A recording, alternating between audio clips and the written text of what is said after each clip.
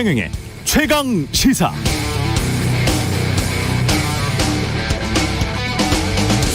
네, 소셜 미디어 SNS에서 우리도 모르게 하는 행태가 있습니다. 매 순간 떠오르는 뉴스들의 불나방처럼 덤벼들어서 사실을 왜곡하고 맥락을 생략하고 특정 몇몇 사람 찍어서 낙인을 찍어서 위협하거나 조롱하고 결국 다양한 다른 의견을 가진 사람들은 인터넷 SNS 하기 싫다 이렇게 되면서 끊게 되는, 그래서 결국 깊이 있고 다양한 의견은 점차 사라지고 정치적, 사회적 맥락도 담아내지 못하고 생각할 거리도 별로 없는 매우 단순하고 표피적인 저쪽이냐 이쪽이냐 식의 극단적인 예, 아니요에 명확하게 대립된 의견들만 압도적이 되었던 시간.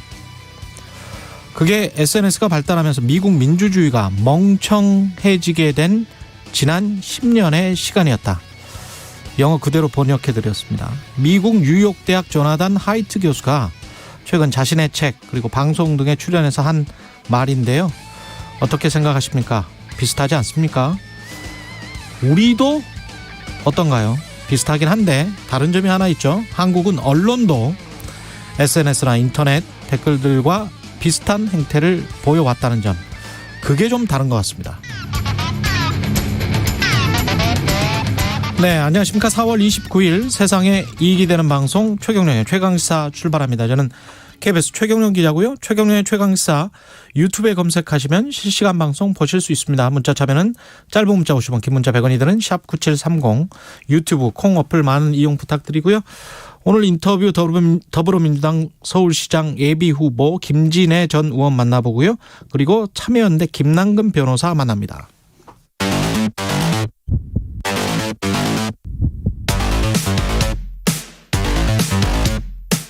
오늘 아침 가장 뜨거운 뉴스 언박싱. 네, 뉴스 언박싱 시작합니다. 민동기 기자 그리고 방금 들어온 김민아 평론가 나와있습니다. 안녕하십니까? 안녕하세요. 예, 지금 다른 TV 주조에서 일을 하다가 또 막 뛰어온 거예요? 그렇죠. 네, 우리 KBS ETV에 잠깐 있다가. 네, 예, 거기가 방송이 거기도 생방송이었고 약간 좀 늦어졌나 봐요, 거기가. 네, 아무래도 복잡한 얘기를 하느라고 원래는 이제 금방 끝나는데 오늘 예. 조금 늦어져서 어쨌든 왔지 않습니까? 네. 잘 왔어요. 아주 절묘하게 시간을 맞췄습니다. 그렇습니다. 어떻게든 해내야죠. 네. 잘하고 있습니다. 예, 소상공인 손실 보상책이 인수위로부터 나왔습니다. 그러니까 지금 누적 손실액을요, 코로나19 누적 손실액을 54조 원으로 추산을 했거든요. 예. 피해 정도에 따라 차등 지원하겠다 이런 보상안을 어제 내놨습니다. 그러니까 코로나19가 발생한 2020년하고 2021년 국내 소상공인 소기업이 약 551만 곳 정도로 되는데 여기서 2년간 손실액을 인수위는 54조 원으로 계산을 했거든요. 그래서 이들에게는 새 정부 출범 직후에 추경을 편성을 해서 피해 지원금을 지급을 하기로 했습니다. 그리고 올해 또 소상공인이 입은 손실도 있지 않겠습니까? 예. 이 보상도 강화하기로 했고 또 소상공인이 이금융권으로부터 받은 고금리 대출을 저리의 은행 대출로 바꿔주기로 했고요. 부가가치세, 소득세와 같은 세금 납부를 최장 3개월 연장하는 그런 지원안도 내놨는데 소상공인들 단체들하고 정치권 반응은 조금 반쪽 보상 아니냐 이런 비판이 좀 나오고 있습니다. 그 50조 원 이야기는 그러면 그대로 된 거예요? 아니면 그러니까 어떻게 된 거죠? 지금 대통령 당선자가 대선 공약에서 50조 원 규모 손실을 보상하겠다라고 밝히지 않았습니까? 그랬었죠. 여기에 크게 못 미친다는 게 소상공인 단체들의 입장이고요. 예. 실제로 인수위가 어제 발표한 내용을 보면 구체적인 지원 금액 같은 경우에는 새 정부 출범 뒤에 2차 추경 편성 때 확정을 하겠다면서 구체적인 금액은 공개를 안 했거든요. 예. 그러니까 지금 이 내용을 봤을 때 현 정부에서 한 35조 원 정도를 이미 지원을 했기 때문에 그렇죠. 새 정부의 지원 규모는 아무리 많아도 한 20조 원 정도밖에 되지 그 정도 되지 않겠느냐 이런 20조 원? 전망이 나오고 있는데 이렇게 되면은 당선자의 공약 50조 원 규모의 손실 보상에는 크게 못 미치지 않느냐 이런 지금 좀 지적이 나오고 있고요. 특히 언론들의 보도를 보니까 원래 그 50조 공약 자체가 우리나라 재정이라든가 물가 금리 등을 고려했을 때 애초부터 현실성이 좀 떨어진 그런 공약 아니었느냐. 언론들은 일부 언론도 이렇게 지적도 하고 있습니다. 그러면 그때 그렇게 말을 하든지. 사실 이제 선거 때는 예. 이게 뭘 어떻게 보상하는 거냐에 대해서 여러 가지 얘기가 나왔는데 예. 예를 들면 온전한 손실 보상 이런 걸 많이 얘기하지 않았습니까? 예. 근데 온전한 손실 보상이라는 거는 이전에 이제 입은 피해나 이런 것들에 대해서 이제 그걸 기준으로 해서 뭔가 그 현실 본 것만큼의 어떤 보상을 하는 개념이다라는 게 있었는데 지금은 어쨌든 손실 규모를 이 추계를 해가지고 차등한 것이긴 하지만 결국 이제 지원금을 주겠다라는 거고 이전에 받은 지원금이나 이런 것들도 고려해서 지금 줘야 되는 상황인 거잖아요. 결국 최대 600만 원이니까. 예. 그렇게 보면은 애초에 이제 중소상공인들이 기대했던 바에는 못 미치는 거 아니냐 이런 목소리가 나오고 있는 그런 상황이고 그러다 보니까 또 민주당도 애초에 약속했던 온전한 손실 보상하고는 이게 안 맞는 거 아니냐 또 비판을 막 하고 있는 거거든요. 그래서 선거 때 했던 얘기보다는 확실히 여러 가지가 이제 좀 규모가 좀 축소된 거 아니냐라는 얘기가 있고 그리고 재원 조달 방안이라든가 이런 것들도 추경안 짤 때나 얘기를 하겠다는 거에 가까운 얘기입니다. 그렇죠. 이게 그 내용이 없는 데다가 그리고 사실 이전에 좀 설명한 걸 보면은 이 거시경제 상황까지 고려해가지고 뭐 이 안을 만든 거다라고 설명하고 있거든요. 예. 그러면 이게 또 애초에 막 이렇게 보상을 해준다라는 것과는 이 지금 경제 상황을 고려해서 한다는 거는 아무래도 축소가 될 수밖에 없다라는 거를 전제하고 좀 얘기한 거 아니겠습니까? 그런 점에서 불만이 이제 나오는 거죠. 이런 말이 있지 않습니까? 화장실 들어갈 때와 나왔을 때. 근데 국민들도 사실은 어느 정도는 그게 저게 다 될까 그런 생각은 가지고 있었겠죠. 그리고 그 민주당도 이게 좌파인지 우파인지는 모르겠습니다만은 포퓰리즘적 국민의힘도 민주당도 포퓰리즘적 성격을 갖고 대선 공약을 남발했었던 거는 사실이고 그렇죠. 그래서 민주당의 후보 이재명 후보가 됐다고 할지라도 말한 대로 다 됐을까 저는 그렇게 생각하지는 않거든요. 근데 다만 윤석열 당선인이 후보 때 저는 그 말은 굉장히 좀 의미가 있었다고 봐요. 그러니까 이게 국가에서 2년 동안 영업을 못하게 한 거잖아요. 그렇죠. 그 사회를 지키기 위해서 당신들이 좀 희생을 해 주세요. 이렇게 한 거란 말입니다. 그렇죠. 그러면 이거는 헌법상으로 보장된 국민의 권리다. 이 논리는 저는 상당히 그 좋았다라고 생각을 하거든요. 그렇습니다. 헌법상에서 보장된 소상공인이 이 정도는 청구할 수 있다 국가에. 그러니까 당신들의 권리니까 내가 찾아주겠다. 그런 굉장히 좀 국민들에게 소구하는 어필하는 그런 논리였는데 거기에 관한 설명은 있어야 될 것 같아요. 그러니까 그렇죠. 그 액수가 적더라도 헌법상에 보장된 국민들에게 그 정도의 희생을 강요를 했으면 이 정도는 우리가 다시 해 주겠습니다. 이렇게 말했으면 미안하다고는 해야죠. 그렇죠. 그렇죠. 예. 그런 부분이 분명히 있고 또 인수위 입장에서는 지금 어쨌든 국회가 만들어온 손실보상 관련된 법안이나 이런 것들이 한계가 있는 건데 예. 그걸 넘어서는 예를 들면 이제 소급 적용 이런 것도 여러 가지 논란될 건데 그런 부분에 대해서 그런 법안의 한계를 넘어가지고 뭐 이렇게 할 수 없는 부분도 분명히 그럼요. 있거든요. 예. 그런 것까지 감안하고 고려해서 받아들일 필요가 있는 것 같습니다.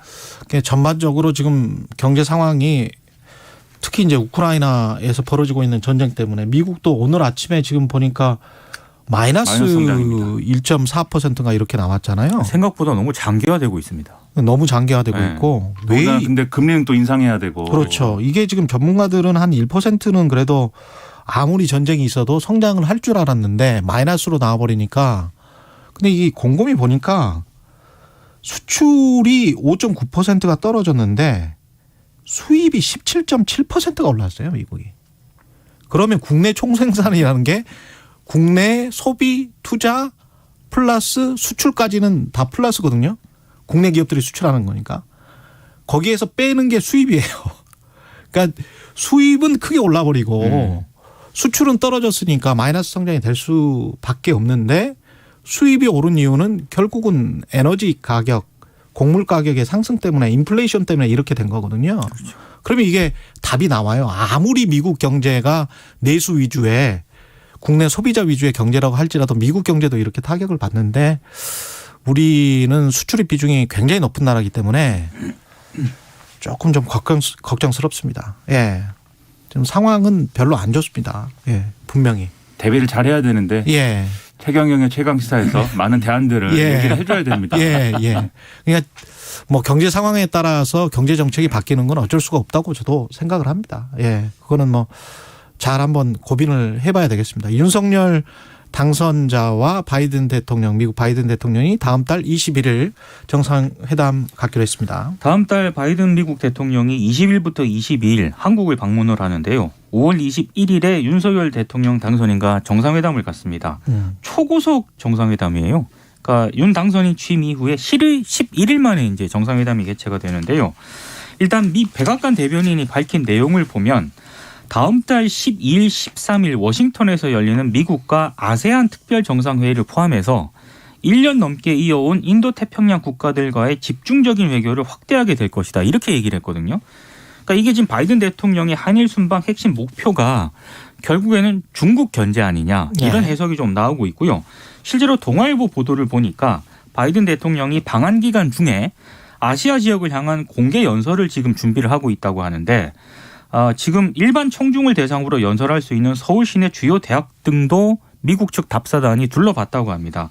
여기에 아마 중국 견제 메시지를 좀 밝히지 않겠느냐 좀 이런 보도도 나오고 있고 특히 윤 당선인 취임 직후 한미 정상회담이 열리기 때문에 뭐 한미 동맹은 물론이고 북핵 문제, 반도체 문제 등에 대한 여러 가지 이제 안건이 좀 논의가 될 것으로 보이는데 특히 일부 언론 보도를 보니까 한일 관계 개선이라든가 한미일 군사협력 강화 등도 의제에 오를 가능성도 있다. 이렇게 보도가 나오고 있습니다. 예. 특히 이런 어떤 그 한미 정상회담 일정이 발표가 된 뒤에 중국 외교부가 정례 브리핑에서 이렇게 얘기를 했습니다. 바이든 대통령의 한일 순방과 관련해서 중국을 배제하는 배타적인 소그룹을 만들고 영내 국가의 상호 신뢰와 협력을 해쳐서는 안 된다. 반발하는 그런 어떤 입장을 그렇죠. 밝혔거든요. 예. 참 준비를 좀 잘 해야 될 것 같습니다. 우리 쪽에서도. 이 바이든 대통령이 일본에 먼저 들을 거라고 생각을 했는데 그게 아닙니다. 지금 일본 예. 가기 전에 우리부터 오는 거예요. 그렇다고 한다면 그리고 이 한국에 와서 지금 말씀하셨듯이 대중국을 겨냥한 그래서 이제 아시아권에 전하는 메시지를 연설을 통해서 하겠다고 하는 것은 결국 이제 그동안 이제 윤석열 당선인이 선거 과정에서 수차례 밝혔던 이제 한미일 간의 어떤 종류의 여러 가지 협력을 강화하는 맥락이라는 거를 미국도 어느 정도 거기에 수용을 하면서 같이 발을 맞추겠다는 의도가 상당히 강해 보이거든요. 이거 하고 나서 일본에 가서 이제 쿼드 회의를 하겠다는 거니까 이게 어떤 하나의 큰 맥락으로 지금 규정될 수밖에 없는 건데 저는 이게 어쨌든 뭐 윤석열 당선인이 이러한 방향을 약속을 하고 당선이 된 거니까 이런 방향으로 가는 것 자체는 뭐 어쩔 수 없는 부분들이지만 말씀하신 대로 살얼음을 걷는 뭐 그런 어떤 느낌으로 해야 되는 상황인 거는 제가 볼 때 맞는 것 같고요. 그럼요. 그리고 이제 외교라는 게 항상 이 취임 초기에 이렇게 막 한 거에 대해서 이 정권 중후반을 넘어가게 되면은 이 초기에 한 것에 대한 어떤 반대급부가 오게 됩니다. 그게 이제 예를 들면 박근혜 정권의 경우에는 이게 일본하고의 이제 위안부 합의나 이런 것들에 대해서 굉장히 소극적이었잖아요. 초기에. 그랬죠. 그리고 중국하고의 어떤 관계 개선이나 이런 것들을 좀 노력을 해서 열병식에도 갔었죠. 그렇죠. 지난번에 예. 막 올라갔잖아요. 근데 그리고 나서 바로 그 다음에 미국과 일본의 협력 관계가 강화되고 그러면서 위안부 합의를 우리가 하게 되고 그 다음에 또 사드를 배치를 해버렸죠. 그렇죠. 그런 일련의 과정이 있거든요. 예. 비슷한 과정이 있을 수 있는 것이기 때문에 그래서 대비를 잘하면서 이 온도를 잘 조절하는 게 중요하다. 그 점에서 그렇습니다. 신경을 많이 써야 될 것 같습니다. 뜨뜻미지근한 게 훨씬 더 나을 것 같아요. 맞습니다. 그런 상황이 좋은 게 있어요. 냉탕과 외교는 특히 냉탕과 온탕을 왔다 갔다 해버리면 그래서 그 당선자가 대통령 때 막 대통령 그 선거 때 막 뱉은 이야기들 있지 않습니까? 그거는 우리도 잊어버리고 당선자도 잊어버리는 게 좋을 것 같습니다. 이 소상공인 대책과 관련해서는 어쩔 수 없는 측면이 있지만 이 외교 관련해서는 사실 그대로 해버리면 대통령 선거 때 말했던 그대로 코드에 그냥 정식으로 다 가입을 해버리고 지금도 지금 조금 뉘앙스가 바뀌었거든요. 인수위가. 그렇죠. 네. 워킹그룹에서 차츰차츰 점진적으로 가입하겠다. 이렇게 그때는 선거 때는 전혀 이런 뉘앙스가 아니었어요. 그렇죠. 당장이라도 그렇죠. 코드에 가입하겠다는 뉘앙스였잖아요. 그렇죠. 근데 이게 이제 현실 인식을 조금씩 하고 있는 것 같고 네. 저는 정말 다행이라고 생각합니다. 아무래도 예. 정권을 잡고 통치를 하려면 그렇죠. 좀 조심스럽게 변화할 수밖에 없는 조건이 있는 거죠. 예. 그리고 여기에서 이제 선전을 좀 해드리면 어제 김용준 전 국립외교원장과 정의당의 그 김종대 의원이 이슈 오도독 봤습니다. 최경영의 이슈 오도독에 한번 나왔어요. 네. 훌륭한 유튜브 프로그램으로 예. 정평이 최경영의 나있는데. 이슈 오도독에 어제 나왔는데 그 프로그램 꼭 한번 보시기 바랍니다. 정말 이슈도덕 다른 프로그램은 말고라도 그 프로그램은 꼭 한번 보시면 그 굉장히 좀 중요한 내용들이 많이 들어가 있고요. 특히 외교 문제에 있어서 저는 김영준 전 국립외교원장이 우리가 스스로 먼저 신냉전 체제를 선택해서 들어가 버리는 건 안 된다. 그러니까 끝까지 버텨야 된다는 거죠.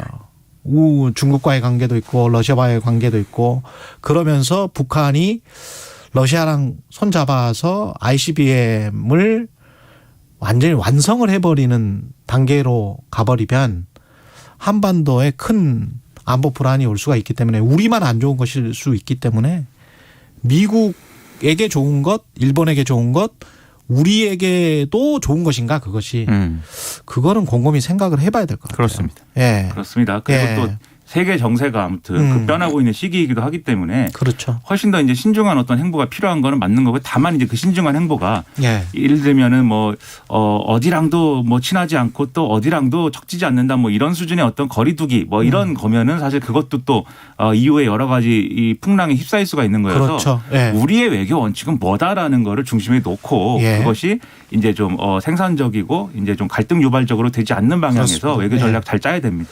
한미일 동맹 강화지만 그러나 중국과는 척지지 않겠다. 그렇죠. 이 정도가 제일 좋은 그렇습니다. 정책 목표지 않을까 싶습니다. 우리 중심이 예. 있어야 돼요. 그거는 예. 균형 외교라 그러죠. 예, 예. 네. 그리고 국회 바이든 대통령 와서 문재인 대통령과도 회담을 합니까? 그러니까 이건 지금 미국 측에서 먼저 만남을 요청을 했다라고 하는데요. 예. 일단 윤석열 대통령 당선이 나고 바이든 대통령 간의 한미 정상회담 이후에 아마 시기 일정상으로 보면 한 5월 22일 정도 문재인 대통령하고 만나지 않을까 이렇게 예상을 하고 있습니다. 예. 국회 사개특위 구성안 이거는 참 난항을 겪을 것 같은데요. 이게 좀 이상한 게요. 예. 일단 검찰 수사기소 분리 법안에서 국회 사법개혁특별위원회 사개특위 구성안이 빠졌거든요. 그러니까 민주당이 이걸 다음 달 3일 본회의에 상정하는 방안을 이제 추진하겠다고 이제 입장을 내놓았습니다. 이게 좀 맥락이 있는 게 원래 사개특위가 중수청, 그러니까 한국형 FBI 설립을 논의하기 위해 구성키로 한 국회 기구거든요. 근데 이게 박병석 국회의장 중재안에는 이런 내용이 원래 들어가 있었습니다. 사개특위 구성 후에 6개월 내에 입법 조치를 완성을 한 뒤에 1년 이내에 중수청을 발족을 한다. 그리고 그 중수청이 출범을 하게 되면 검찰의 직접 수사권을 폐지한다. 이런 내용이 포함이 됐는데 이건 이제 박병석 중재안에 포함이 된 내용인데 27일 국회 본회의에 상정된 검찰청법 형사소송법 개정안에는 이 중수청 관련 내용이 빠져버렸습니다.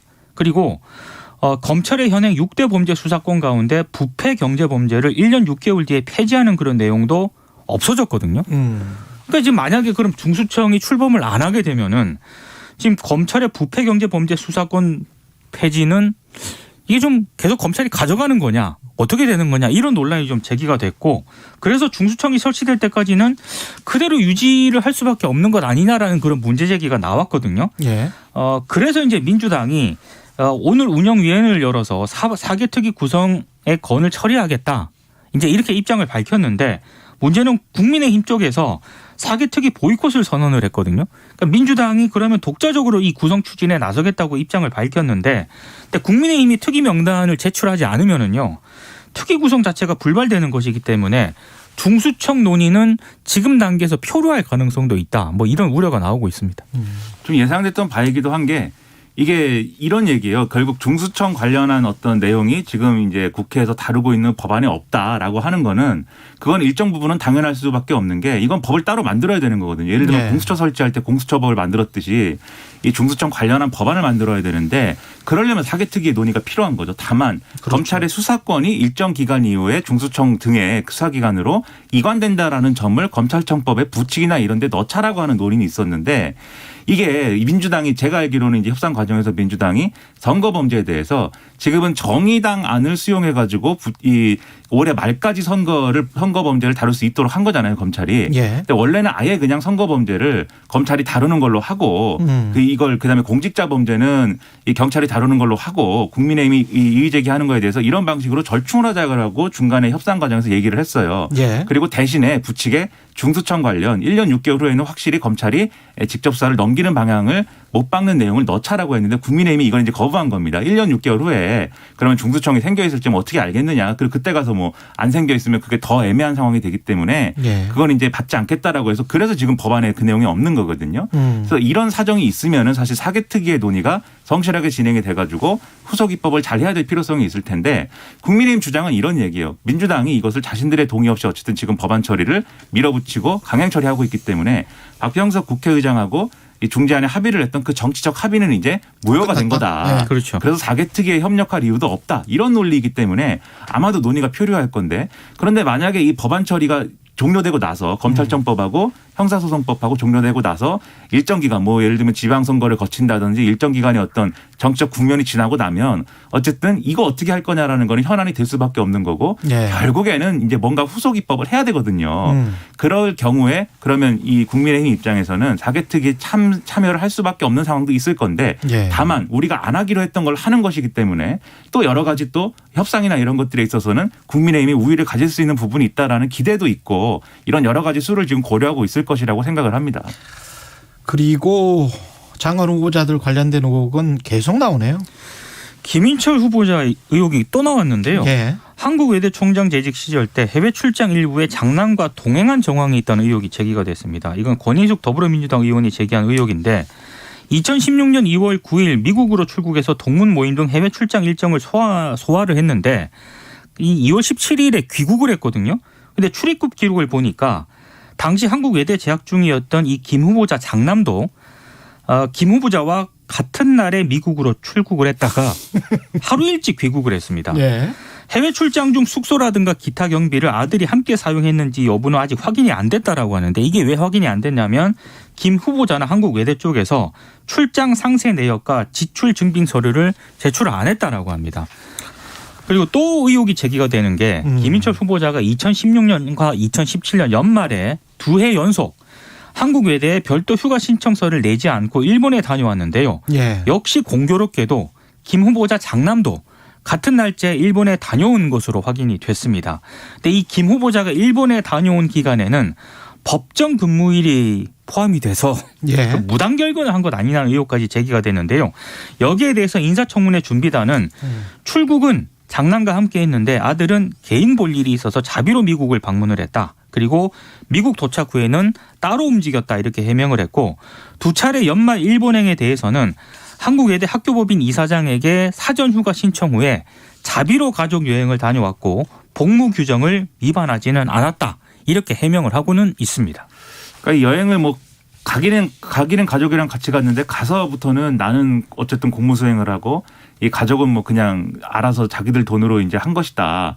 라는 거에 대해서 좀 근거 자료나 이런 것들이 명확히 내놔야 사실 그게 그렇죠. 또 이해가 되는 거 아니겠습니까? 그래서 비행기 티켓 가격이라든가 이런 것들에 대한 소요 비용이 있을 테니까 예. 그걸 제출하면 인사청문회에서 다룰 수 있을 것 같은데 근데 이전까지 논란이나 이런 것들을 종합해서 우리가 그냥 생각을 해볼 때는 뭐 그랬을까 의문이 남는 게 사실이에요. 왜 풀브라이트 장학금 문제도 그렇고 풀브라이트냐 풀소유냐 이렇게 말씀드렸는데 이 많은 것들을 사실 이 김인철 후보자뿐만이 아니고 지금 이제 후보자들이 많은 것들을 좀 공과사가 이렇게 명확히 구분이 돼가지고 뭐 이렇게 그런 삶을 살았다거나 그런 게 아닌 것으로 보이지 않습니까?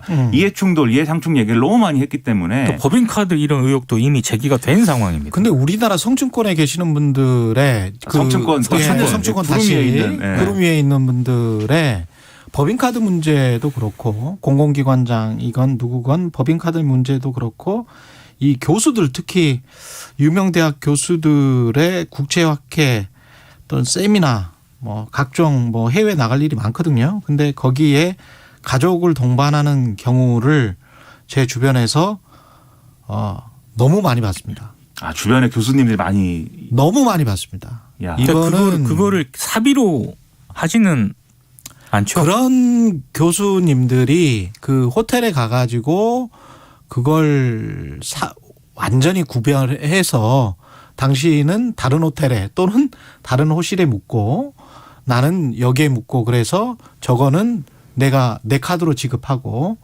그런 교수님들은 거의 보지를 못했습니다. 네, 뭐 그게 우리나라예요. 그러니까 법인카드 문제도 그렇고 있을 거예요. 그렇게 양심적인 교수님들이 있을 텐데 아니면 아예 안 데리고 가는 그렇죠. 가족을 안 데리고 가는 그런 교수님들 계실 텐데 좀 한국 사회가 그런 것 같아요. 그 제가 그 취재를 해보면 타조가 있잖아요.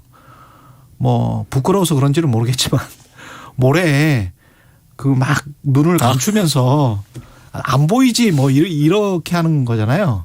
자기만 안 보이면 자기만 안 보이면 되는 거예요. 자기만 안 보이면. 근데 다른 사람들은 다 보고 있거든요. 평론가들이 보고 있죠. 예, 기자들도 보고 있어요. 예, 기자들과 평론가들이. 그렇죠. 이런 법인카드랄지 국제학회 세미나랄지 각종 그 출장 이게 한두 번 나온 문제 아니에요, 사실. 그렇죠. 지난번에 사실 인사청문회 때도 이 얘기 했습니다. 사실. 예. 똑같이. 예. 그리고 탐사보도했던 기자들은 이런 류의 교수분들 굉장히 많이 보거든요. 그래서 모르겠습니다. 한국 사회의 그 도덕성의 수준. 근데 이분들이 또 점잖게 국민들을 꾸짖어요. 그렇죠. 그렇죠. 네. 뭐 어떻게 해라. 뭐 양심이 있어라. 뭐 이렇게 말이죠. 그러니까 국방부 장관 후보자가 병사들의 정신교육을 네. 다시 해야 된다 이렇게 얘기했는데 전혀 본인의 정신교육을 다시 해야 될 것 같은 아니 의혹들이 그래서 많이 제가 있습니다, 그랬잖아요. 지금. 국방부 장관 후보자는 제발 내각 후보자들의 정신교육을 다시 한번 시키는 게 좋지 않겠느냐. 지금 그때도 제기되는 의혹들은 본인의 정신교육을 해야 되는 상황입니다. 지금. 국방부 장관 후보자도 자문보고서를 누가 냈는지는 모르겠지만 완전히 베껴서 제출해서 돈 받았더라고요. 그 한겨레하고 YTN 기사를 좀 베껴서 이제 제출해서 에휴. 의혹이 좀 제기가 되고 돈을 있습니다. 받았습니다. 그러고. 예, 네. 그리고 돈 받았고 본인은 그게 자문보고서가 나갔는지 안 나갔는지도 지금 잘 모르고 있는 상태고 그렇습니다. 내가 쓴 보고서도 아니다. 네. 이렇게 이야기를 했는데 돈은 그러면 왜 받았는지 모르겠어요. 그러게 말입니다. 네. 예, 뉴스 언박싱 민동기 기자 김민아 평론가였습니다. 고맙습니다. 고맙습니다. KBS 1라디오 최경영의 최강시사 듣고 계신 지금 시각 7시 47분입니다. 날씨 정보입니다. 오늘 아침까지 전국적으로 이렇게 비가 내리겠습니다. 5에서 10mm 정도 오겠고요. 제주와 영동, 영남 동해안은 10에서 30mm로 동풍의 영향을 받는 지역은 적지 않게 오겠습니다. 이 낮은 구름의 영향을 받는 강원 산지에는 짙은 안개도 끼겠고 산지 쪽에 대설주의보 지금 내려져 있는 가운데 눈이 1에서 5cm가량 쌓이겠습니다. 오늘 낮 기온은 서울 18도, 대전 17도, 전주 18도 등으로 예상됩니다. 내일도 그렇고 주말 동안 계속해서 아침에 쌀쌀하겠고요. 낮 기온은 예년보다 낮아서 선선하겠습니다. 경상권 해안과 제주에는 매우 강한 바람이 불겠고 파도도 대부분 해상에서 2에서 5m까지 일겠습니다. 지금 서울의 기온은 10.9도입니다. 날씨 정보였고요. 다음은 이 시각 교통 상황 알아보겠습니다. KBS 교통정보센터 이승미 씨입니다. 네, 시각 교통 상황입니다. 빗길에 사고 나지 않도록 조심하셔야겠습니다. 평택 제천고속도로 제천 방향으로 남한성나들목 부근에서 6km 구간 정체인데요. 사고 여파고요. 경부고속도로 서울 방향으로 노포나들목 부근과 기흥에서 수원 구간도 사고 영향으로 밀리고 있습니다. 이후로는 죽전휴게소에서 서울 요금소까지 달래내곡에서 반포까지 정체고요. 서울시내 강변북로 구리 방향으로 고장난 차 여파가 더해져서 행주대교에서 동작대교까지 1시간 정도 걸립니다. KBS 교통정보센터였습니다. 오늘 하루 이슈의 중심. 당신의 아침을 책임지는 직격 인터뷰. 여러분은 지금 KBS 1라디오 최경영의 최강시사와 함께하고 계십니다. 네, 얼마 전 대통령직 인수위원회가 자사고, 외고, 국제고를 존치하겠다, 그대로 두겠다, 유지하겠다는 방침을 내놨습니다. 이 문제 관련해서 교육평론가 이범선 선생님 전화로 연결돼 있습니다. 안녕하세요. 예, 안녕하세요. 예, 윤석열 당선인이 대선 때 이게 공약이긴 했죠. 자사고, 외고, 국제고 유지. 예, 그 문재인 정부에서 이 학교들을 일반고로 전환시킨다는 것에 맞서서 예. 나는 그렇게 하지 않겠다, 유지하겠다 이런 공약을 발표한 바 있었죠. 예. 예. 지금 현 정부에서 문재인 정부에서는 이 자사고, 외고, 국제고를 뭐 단계적으로 폐지하겠다고 했는데 이게 어느 정도로 진행됐었습니까? 사실 문재인 정부의 외고, 국제고, 자사고 정책은 한마디로 말해서 이제 크게 오락가락하다가 시기를 놓쳤다. 뭐 이렇게 정리할 수 있는데요. 오락가락하다가 시기를 놓쳤다. 예. 예. 2017년 대선을 우리가 좀 복귀해 볼 필요가 있습니다. 2017년 대선에서 문재인 후보, 유승민 후보, 그리고 심상정 후보가 외고, 국제고, 자사고를 모두 일반고로 전환한다. 이런 공약을 내놨어요. 그리고 이제 문재인 후보가 당선이 됐죠. 그래서 전문가들은 다 어떻게 생각했냐면 외국 국제고 자사고를 일반고로 전환하는 것은 대통령 마음대로 할 수 있습니다. 예. 이거에 만약 법률의 이와 관련된 내용이 들어있다면 국회를 거쳐야 되기 때문에 좀 복잡할 수 있는데 이런 것들은 다 시행령, 그러니까 대통령이 국무회의를 통과시키면 시행령을 바꿀 수 있는데 이런 절차를 통해서 간단히 모두 일반고로 전환할 수 있었거든요. 그래서 그렇게 예측을 하고 있었는데 웬일인지 2017년 대선에서 당선된 이후에 2018년, 2019년까지 별다른 반응을 보이지 않아요. 그러다가 이제 2019년에 기억하실지 모르겠습니다만 외국 국제고 자사고 등은 5년에 한 번씩 재지정 심사를 겪게 돼 있는데 예. 재지정 심사를 주관하는 곳은 교육부가 아니라 교육청입니다. 그렇죠. 교육청으로 공을 넘깁니다. 그래서 일괄 전환을 포기하고 선별적으로 전환시켜라. 그러니까 재지정 심사를 통과하는 우수한 외국 국제고 자사고는 존속시키고 제대로 운영되지 않는 이런 곳들만 탈락시켜라. 이런 식으로 이제 입장을 정리를 했죠. 그러면서 퇴출되는 학교들이 뭐 소송을 하고 그렇게 됐었던 거네요. 예. 그때 재지정 심사에서 탈락했던 학교들은 이제 법원에 구제 신청을 했는데 그게 모두 받아들여져서 결국 이 학교들은 다 전속이 된 상태였고요. 그렇죠. 근데 이제 기억하시겠지만 2019년 이제 말에 조국 장관 임명과 관련된 그 큰 논란이 벌어지지 않았습니까? 예. 이후에 2019년 말에 정부에서 갑자기 태도를 바꿔서 외국 국제고 자사고를 모두 일괄적으로 전환하겠다라는 발표를 해요. 그 입장을 완전히 하루아침에 이제 또 바꾼 건데 근데 문제는 뭐냐면 그렇게 전환하겠다고 예고한 시점이 2025년입니다. 그렇군요. 그러니까 자기 임기 때는 안 하겠고 다음 대통령 임기 중에 하겠다 이렇게 발표를 한 거죠.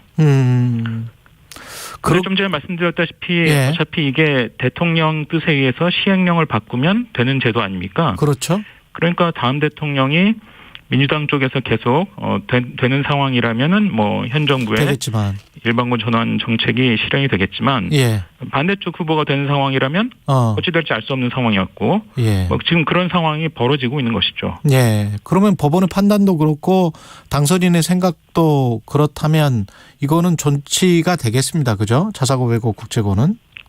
예, 현재 제도에 의하면 이제 존치될 수 있고요. 예.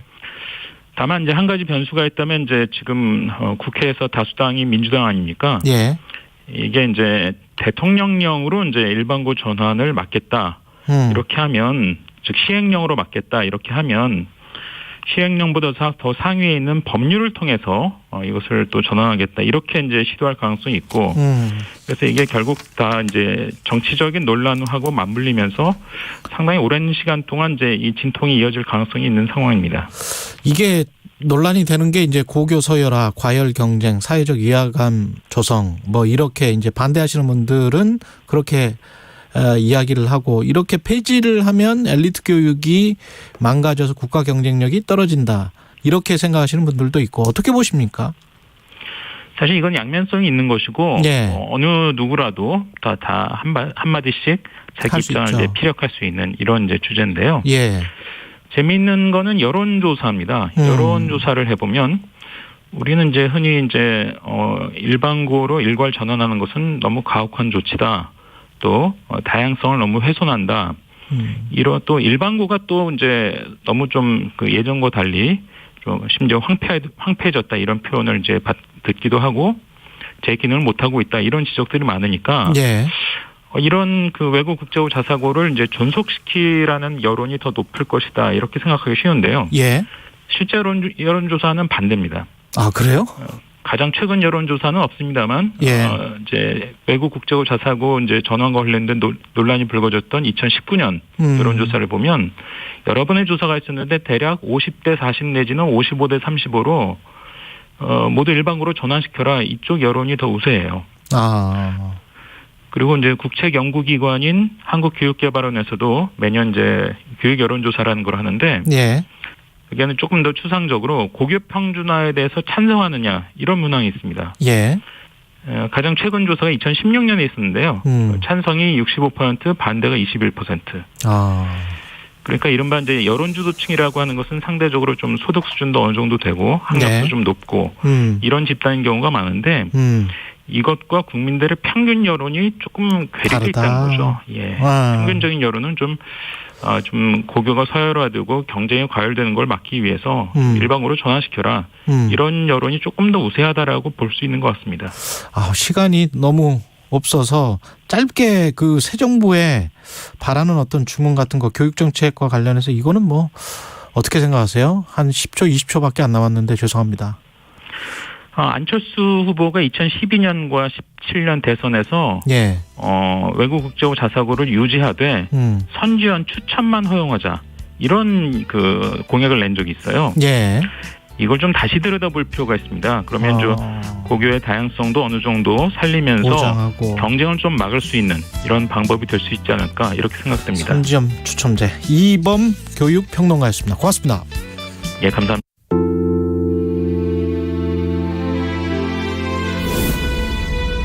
(2022) KBS 연중기회 기억을 기록하다. 다 정규직 했었거든요. 주말인데 아침에 통급해서 돌았거든요. 근데 가니까 손이 닫아 있는 거예요. 아무 얘기도 없이. 그때부터 이제 억울한 생각밖에 안 들어갖고 14년 투쟁을 했는데 날짜는 4일인가 그런데요. 하도 날짜를 하다 보니까 최장기 투쟁 사업장입니다. 3개월 이상 안 간다고 다들 그렇게 하고 시작했습니다. 처음에는. 사실 투쟁이나 투쟁은 다 해봤거든요. 우리가 최초라는 타이틀을 다 갖고 있어요. 단식을 죽어도 안 한다고 했어요. 죽으면 죽어도 안 했다고 했는데 그거밖에 마지막 투쟁이라고 할 게 하소연할 게 그거밖에 없더라고요. 그런데 노동자들도 앞으로는 이런 게 없어야 돼요. 투쟁 뭐 단식 같은 거 절대 자식들 위해서 우리 딸내미들 조카들 태어난 애기들 우리 세대는 이렇게 살지만은 자식들과 지금 애기들을 위해서는 더 발전하고 문화적인 생활을 해야 좋지 않을까 생각합니다. 앞으로는 대한민국도 그랬으면 좋겠어요. 투쟁 사업장이 없고 안 죽고 안전하게 아침에 퇴근하면 정시에 퇴근해가고 집에 가서 텔레비를 한번 보던가 자식들하고 대화를 한번 하던가 노동과 가정에 대해서 얘기를 할 수 있는 가족과의 대화 같은 게 많이 했으면 좋겠어요. 콜트콜텍 노동자 임재춘 씨는 기억합니다. 햇수로 13년, 날짜로 4,400여일 만에 노사협상이 타결됐습니다. 정년 퇴직할 나이에 결정된 복지. 하지만 그가 천막에서 단식한 진짜 이유는 따로 있습니다. 근로자들에게 퇴근 후 가족과 함께하는 따뜻한 저녁 밥상을 선물해주고 싶었기 때문입니다. 당신과 대한민국의 기억, KBS가 기록합니다.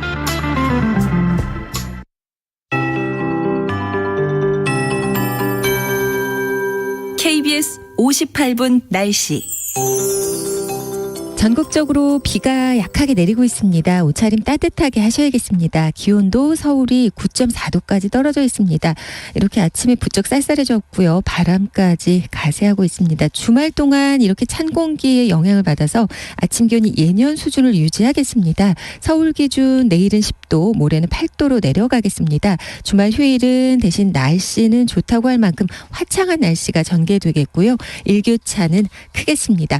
강원 산지에는 대설주의보가 내려져 있는 가운데 눈이 내리고 있습니다. 전국적으로는 5에서 10mm의 비가 내린 다음 아침에는 그치는 곳이 많겠습니다. 오전까지는 내릴 가능성이 있습니다. 또 영동과 경북 동해안 쪽은 동풍의 영향으로 제주까지 해서 10에서 30mm의 비가 밤까지 이어질 전망입니다. 오늘 경상권 해안과 제주에는 강풍이 불겠습니다. 또 내일까지 대부분 해상에 파도도 높겠는데요. 동해와 남해 제주 해상 최대 4m, 먼바다 쪽은 5m 이상일 수 있겠습니다. 제주 먼바다는 내일 오전까지 돌풍과 함께 천둥 번개 치는 곳도 있겠습니다. 또한 강원 동해안과 영남 해안, 제주 해안에는 너울도 주의하셔야겠습니다. 낮 기온은 서울과 전주 18도, 강릉 11도, 대전 17도로 예상됩니다. 지금 서울의 기온은 9.7도입니다. 강혜정입니다.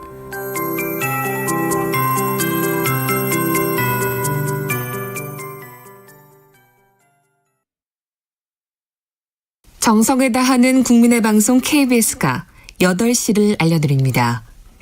AM 711kHz, FM 97.3MHz, KBS 1라디오입니다. HLKA.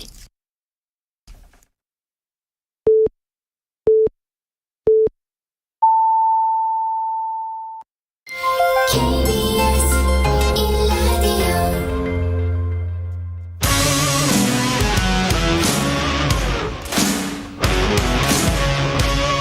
오늘 하루 이슈의 중심 최경영의 최강 시사. 네, 김진애 대 송영길 대 김진애 곡절 끝에 2파전으로 더불어민주당 서울시장 경선 투표 어제 오늘 진행 중입니다. 김진애 더불어민주당 경선 후보 전화로 연결돼 있습니다. 안녕하세요. 네, 안녕하십니까. 예, 사실은 두 번째 서울시장 출마세요? 그렇습니다. 예. 작년에는 열린민주당 서울시장 후보로 예. 더불어민주당과 후보 단일화를 했는데 제가 의원직을 던지고 임했습니다. 예, 그랬죠. 네. 그리고 이번에 또 출마를 하셨는데 출마의 변부터 말씀을 해 주십시오. 제가 출마 결정을 한 거는 용산 졸속 이전을 윤석열 당선인이 천명을 했을 때 결단을 했고요. 예. 특히 그때 오세훈 서울시장이 여러 가지 우려에 대해서 서울 시민께 설명도 하지 않는 이렇게 침묵하는 모습을 보면서 4년 동안 오세훈 시장에게 서울시장을 맡겨둘 수는 없다. 그래서 결단했습니다. 그 용산 이전, 집무실 이전과 관저 이전 때문에 서울시장 후보 나오기로 결단을 했다. 네. 그럼 좀 더 구체적으로 어떤 부분이 문제다라고 보시는지. 용산 졸속 이전은 서울시의 굉장한 악재입니다. 예. 용산 자체가 용산 공원을 전제로 용산 주변에 고밀 개발을 해왔고 앞으로도 계획을 하고 있고 그리고 여러 가지 문제 고도 제한, 조망권 제한 이런 것도 있지만 교통 지역 문제도 있지만 앞으로 비행 금지 구역이 한강과 강남에까지 영향을 미치기 때문에 이거는 서울시 개발에 상당히 문제가 된다. 그래서 이것을 임시 집무실일 뿐이다. 윤석열 당선인은 광화문 시대를 공약을 했지 용산 시대를 공약한 건 아니고 이것이 공론화 과정도 없었고 특히 서울 시민들에게 제대로 된 설명도 없었다. 그렇기 때문에 이것은 임시 집무실에 불과할 수 있도록 제가 서울시장으로서 국무회의에 들어가서 팩트로 확실하게 얘기 드리고 서울 시민께 설명을 드리겠습니다. 구체적으로 더 말씀을 해 주세요. 개발 자체가 안 된다는 겁니까? 용산 집무실로 이전을 하게 되면 5년 동안? 여러 가지가 제한이 되는 거지요. 예. 제한이 되기 때문에 고도 제한이나 여러 가지 문제들이 있기 때문에 그런 여러 가지 부분들이 서울시의 개발에 영향을 미치지 않도록 하면서 5년 뒤에는 차기의 대통령은 청와대로 다시 돌아갈 수 있도록 하는 것이 저의 생각입니다. 그렇군요. 네. 지금 민주당 서울시장 경선 관련해서 그동안에 이제 굉장히 잡음이 많았는데 네. 그 잡음에 관해서는 어떻게 생각하세요? 일단 경선 하루 전에 예. 토론회를 하고 바로 투표를 하게 되는 이런 기이한 현상을 만들게 된 것에 대해서 서울 시민께 제가 대신 사과를 드리고요. 네. 여러 가지 문제가 있었으나 그러나 어저께 오늘 경선을 진행하니까 여기서 본선 경쟁력이 누가 더 있을지 이 부분을 서울 시민들께서 판단을 해 주시기를 바랍니다. 송영길 후보와 비교해서도 경쟁력이 훨씬 있다, 강점이 있다 이렇게 생각을 하시는 것 같은데 뭔지 구체적으로 좀 말씀을 해 주십시오. 네네. 예. 송영길 후보는 일단 출마 명분이 일단은 불분명합니다. 특히 전 인천시장이고 인천의 국회의원으로서 20여 년 이상 된 분이 서울시장으로 나오는 것에 대한 그 부분이 상당히 전체 지방선거에도 영향을 끼칠 것이다. 그리고 여의도의 다선 정치인이 이미지가 별로 바람직하지 않기 때문에 그 부분도 문제가 될 것이다. 예. 저 같은 경우에는 특히 계파 갈등으로부터 자유롭습니다. 저는 원조 개혁의 딸로서 당에 어떤 지분도 어떤 계파도 없이 다 아우르고 받쳐드릴 수 있기 때문에 예. 당의 결속도 높이고 그리고 제가 전문가로서 중도 확장성이 훨씬 더 있다. 중도 확장성을 가지고 지난 대선에서 4.9% 지지 않았습니까? 예. 그러니까 여기에서 5%를 올릴 수 있는 가능성이 있는 후보는 김진애 후보뿐이다. 이렇게 생각하고 있습니다. 송영길 후보는 김진애 후보를 향해서 공인된 도시 전문가는 맞지만 그러나 나는 인천시장을 해봤고 김진애 후보는 의원밖에 하지 않은 거 아니냐. 이렇게 이제 지적을 하거든요. 행정 경험이 미흡하다. 저 같으면 예. 송영길 후보님이 그런 얘기를 하시는 건 좀 부적절한 것 같아요. 예. 인천시장의 행정 경험을 갖고 있고 싶지는 않습니다. 서울시장에 나서면서. 저는 이렇게 단순하게 얘기 드리겠습니다. 예. 오세훈 시장의 1년 시정은 어떻게 평가를 하세요? 오세훈 시장은 사실 10년 전에 이미 실패한 시장, 무능한 시장으로 이미 판정이 난 분입니다. 그런데 작년에 우연히 재보궐선거에서 다시 등장을 한 것인데요. 10년 전에 이미 그 여러 가지 안전사고에 대비하지 못한 시장, 그리고 여러 가지 민간 특혜, 그리고 민간 사업을 부도나게 만든 특히 용산 프로젝트를 32조로 키우면서 그것을 파산시키게 만든 그런 시장인데 이미 이제 판정이 났고요. 예. 지난 1년 동안 한 것을 보면 오세훈 시장은 항상 겉멋 행정만 합니다. 겉멋 행정. 기본적으로 겉멋만 이렇게 번지르르하게 하지 예. 실제적으로 하는 일은 귀찮은 일은 다 피한다. 그러니까 이 예를 들자면 재건축 재개발을 촉진하겠다고 하면서 거기서 21개 정도만 지정을 해서 실제적으로는 제대로 추진하지도 못했다. 그리고 박원순 시장, 전임 시장의 여러 가지 부분의 흔적 지우기, 또 시민단체와 각을 세우기, 이런 거로만 했기 때문에 실제로 서울 시민께 플러스가 되는 그런 행적은 전혀 없었다고 생각이 됩니다. 그리고 앞에서도 말씀드렸듯이 용산 이전과 같이 서울시 악재가 되는 부분에 대해서 눈치만 보고 침묵하는 이런 서울시장으로서는 자격이 없다고 생각합니다. 결국은 서울시 문제가 부동산 주택 문제가 최대 화두일 텐데 지금 어떻게 도시 전문가로서 어떻게 이 문제를 해소해야 된다고 보십니까? 그 서울시의 주택 부동산 문제는요, 똘똘한 한 채를 자꾸 만들려고 하는 이런 분위기를 없애고 양질의 중저가 주택을 어떻게 하면 많이 지을 수 있게 하느냐, 여기에 핵심이 있습니다. 예. 왜냐하면 서울은 인구는 줄어들고 있지만 가구 수가 굉장히 많이 늘어납니다. 예. 연간 5만에서 8만 정도 늘어나는 것이 1인 가구가 늘어나기 때문이거든요. 그렇죠. 그런데 이거를 제대로 공급을 못 해주니까 탈서울 현상도 생기고 또 많은 출퇴근의 고통도 생기고 있습니다. 그렇죠. 그런데 이것은 기존의 빈 땅이나 아파트 재건축만으로는 가능하지가 않습니다. 빈 땅도 별로 없고. 그래서 예. 제가 제안하는 것은 제3의 진짜 개발이다. 이것은 뭐냐 하면은 147만 가구가 있는 일반 동네를 다가구 다주택 예. 많이 있는 데죠. 예. 여기를 중층 중밀로 다시 탄생시키고 그리고 307개의 역세권 주변이 상당히 저밀도화가 돼 있는데 예. 이 부분을 좀 더 고층 고밀화해서 여기에서 서로 상생하는, 가령 용적률을 올리면 반은 민간이 가져가고 또 반은 공공이 가져와서 주택도 늘리고 생활 SOC도 늘리는 이런 본질적인 정책이 필요하다고 생각을 합니다. 예. 송영길 후보는 세금, 특히 이제 종부세, 1인 1주택은 사실상 폐지하는 세제 완화, 용적률 상향, LTV 상향, 뭐 이런 지난 대선 때와 이제 비슷한 기조인 것 같은데 어떻게 보세요? 종부세를 1가구 1주택 종부세를 없애겠다는 건 그게 바로 똘똘한 한 채를 강화하는 정책이라서 저는 문제라고 봅니다. 예. 왜냐하면은 가령 윤석열 당선인도 16억짜리 집에 사는데 그걸 왜 종부세를 완화합니까? 그다음에 오세훈 시장도 26억짜리 집에 사는데 그런 거를 완화하는 게 아니라 중저가 주택에 대해서 어떤 정책을 펼쳐야 될지 이 부분에 훨씬 더 중점이 필요합니다. 핀트를 잘못 잡고 계십니다. 예, 그거는 특수한 아주 고소득층의 주택이라고 생각해서 그건 그냥 그대로 놔둬도 되고 지금 다가구 다주택 쪽에 중층 중밀도를 해서 그쪽에 양질의 중저가 주택을 많이 공급하고 만들 수 있도록. 예. 네네.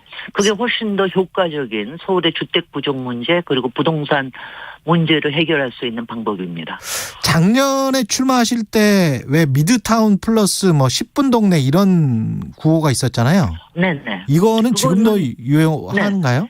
앞에도 얘기했듯이 역세권 307개의 고층 구미라 역세권은 훨씬 더 좀 효과적으로 써야 된다라는 게 서울시를 미래를 위해서 좋고요. 예. 10분 일자리 동네는 특히 코로나 이후에 우리가 직주 근접이 얼마나 필요한지 이걸 이제 굉장히 많이 알게 되지 않았습니까? 그래서 10분 일자리 동네를 만드는 것이 특히 소상공인과 자영업자의 앞으로 경제 활력을 높이는 데도 크게 도움이 되기 때문에, 그리고 서울 시민의 삶의 질을 올리는 데 도움이 돼서 저는 10분 일자리 동네를 강력하게 추진할 것입니다. 어떻게 보면 수많은 다액화네요. 예. 네. 예. 다액화가 많이 될수록 도시는 건강해지고 그리고 특히 약자들, 주거 약자, 개발 약자, 교통 약자, 삶의 약자들이 훨씬 더 편안한 그런 도시가 됩니다. 예. 서울은 그렇게 다시 태어나야 되고요. 예. 저는 항상 얘기하는 건 19세기의 파리, 그리고 20세기의 뉴욕이 쾌적한 고밀 도시로 다시 만들어지면서 상당히 경쟁력이 높고 삶의 질이 높은 도시로 태어났는데, 서울도 지금 바로 그럴 때입니다. 예. 전국 현안 관련해서 검찰 수사권 축소 법안 같은 경우에 이제 국민의힘은 뭐 국민투표까지 한번 해보자 뭐 이런 이야기를 하지 않습니까? 어떻게 보세요? 이거는 지금 검찰공화국을 벌써 지금 다들 알고 있고, 그리고 이걸 기소권과 수사권을 분리하는 것을 반대하는 거는 사실은 검찰의 기득권 카르텔일 뿐이라고 생각을 합니다. 그래서 그 부분에 대해서 국민들께 잘 설명드리면, 국민들의 이미 많은 부분들이 이 검찰의 기득권화에 대해서 우려를 하고 계시기 때문에 이것은 지금 아니면은 하기 어려운 부분이라고 생각을 하고요. 지방선거에서도 이 부분에 대해서 국민들께 말씀드리고 민주당으로서 국회에서 해야 될 일을 하는 것이 지방선거에도 도움이 되겠습니다. 윤석열 정부의 초대 내각 인선과 관련해서는 이제 언론의 보도가 굉장히 많았습니다. 인사검증 보도가, 의혹 보도가 많았는데 심각한 사안들은 뭐라고 보세요? 그러니까 전반적으로 이제 이것이 경제 기득권 카르텔이 얼마나 성행을 하고 있는가, 그 동네에서는 이것을 그대로 보여준다고 생각을 하고요. 이걸 보고 있으면은 돈 벌기에는 정말 진심인 사람들만 모여 있구나라고 하는 거를 알 수 있고요.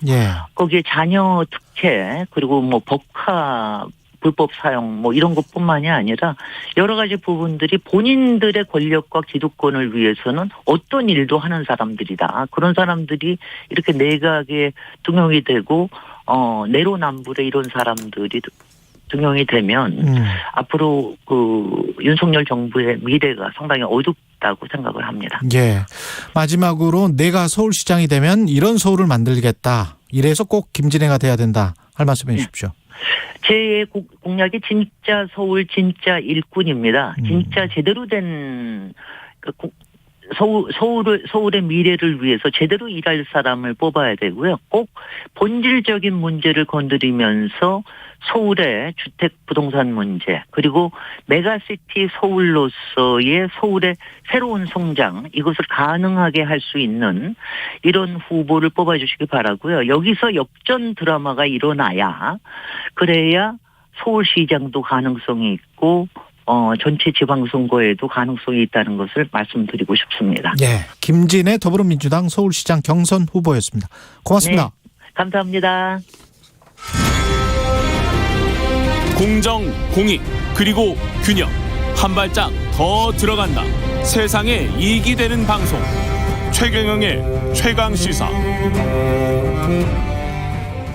네, 대법원이 직권남용, 권리행사 방해 혐의로 기소된 임성근 전 부장판사의 무죄를 확정했습니다. 이렇게 되니까 사법농단, 이른바 사법농단 연루 의혹으로 기소된 전현직 법관 14명 중에서 지금 6번째 무죄 다 확정된 건데요. 참여연대 정책자문위원장 맡고 계신 김남근 변호사님 전화로 연결돼 있습니다. 안녕하세요, 변호사님. 예, 안녕하십니까? 예, 오랜만에 전화 연결드립니다. 이 사법농단 사건은 어떤 사건이었는지 잘 기억하시는 못한 분들도 있을 것 같아서. 예. 예, 박근혜 정부 시절에 이제 양승태 대법원장이었는데요. 예. 양승태 대법원장 이제 그 법원의 행정처가 그 고참 판사들의 수건 사업이 상고법원을 설립하는 것이었습니다. 선거법원을 설립하기 위해서 청와대와 국회의 민원들을 들어주고 예. 또 그의 영향력을 받는 판사들이 일선 재판 과정 속에서 재판에 개입해서 특히 이제 청와대가 관심을 갖고 있었던 그런 재판들에 개입을 해서 뭐 판결문 같은 것들을 쓰는데 영향을 미쳤다라는 그런 내용들입니다. 그랬죠. 특히 이제 임성근 판사 전 판사 같은 경우는 산케이 신문 보도와 관련해서 이제 명예훼손 혐의로 일본 산케이 신문 서울지국장이 기소가 됐는데 이 재판에 개입한 혐의죠. 예, 임성근 판사는 이제 서울중앙지법 형사부장 판사였습니다. 예. 형사수석부장 판사가 지금 이제 형사 판사들 중에서는 이제 제일 최고참이 되는데 예. 자기 재판이 아닌 이제 다른 후배 판사들의 재판에 개입을 해서 예. 특히 이제 그 박근혜 대통령의 명예훼손 혐의에 대해서 기소가 됐던 그 산케이 신문 서울지국장 재판에 뭐 판결을 어떤 방향으로 할 건지에 대해서 미리 이제 정보를 개출을 하고 또 뭐 판결 이유 같은 것들을 이렇게 수정하라 뭐 이런 이제 지시를 했다는 것입니다. 예. 이것도 뭐 그 민주사회를 위한 변호사들에 대한 이제 그 형사 재판 과정에서도 뭐 판결 이유나 이런 부분들을 이렇게 수정하라 이런 이제 지시를 같은 것들을 해서 예. 그런 재판에 개입을 했다는 것입니다. 우리 헌법에는 그 법관들은 그 법원 행정 조직으로부터도 독립을 해서 오로지 법리와 자기 양심에 따라서 판결을 해야 되는데 그렇죠. 다른 판사가 개입을 해서 이제 판결을 어떻게 할 거냐 미리 사전 정보를 달라고 그러거나 판결 이유를 이렇게 고쳐라 그러면 이제 그건 헌법에 위반되는 것이지 않습니까? 그렇죠. 그래서 그 1, 2심 재판부도 그런 행위가 헌법에 위반되는 위헌적인 행위다라는 건 인정을 했습니다.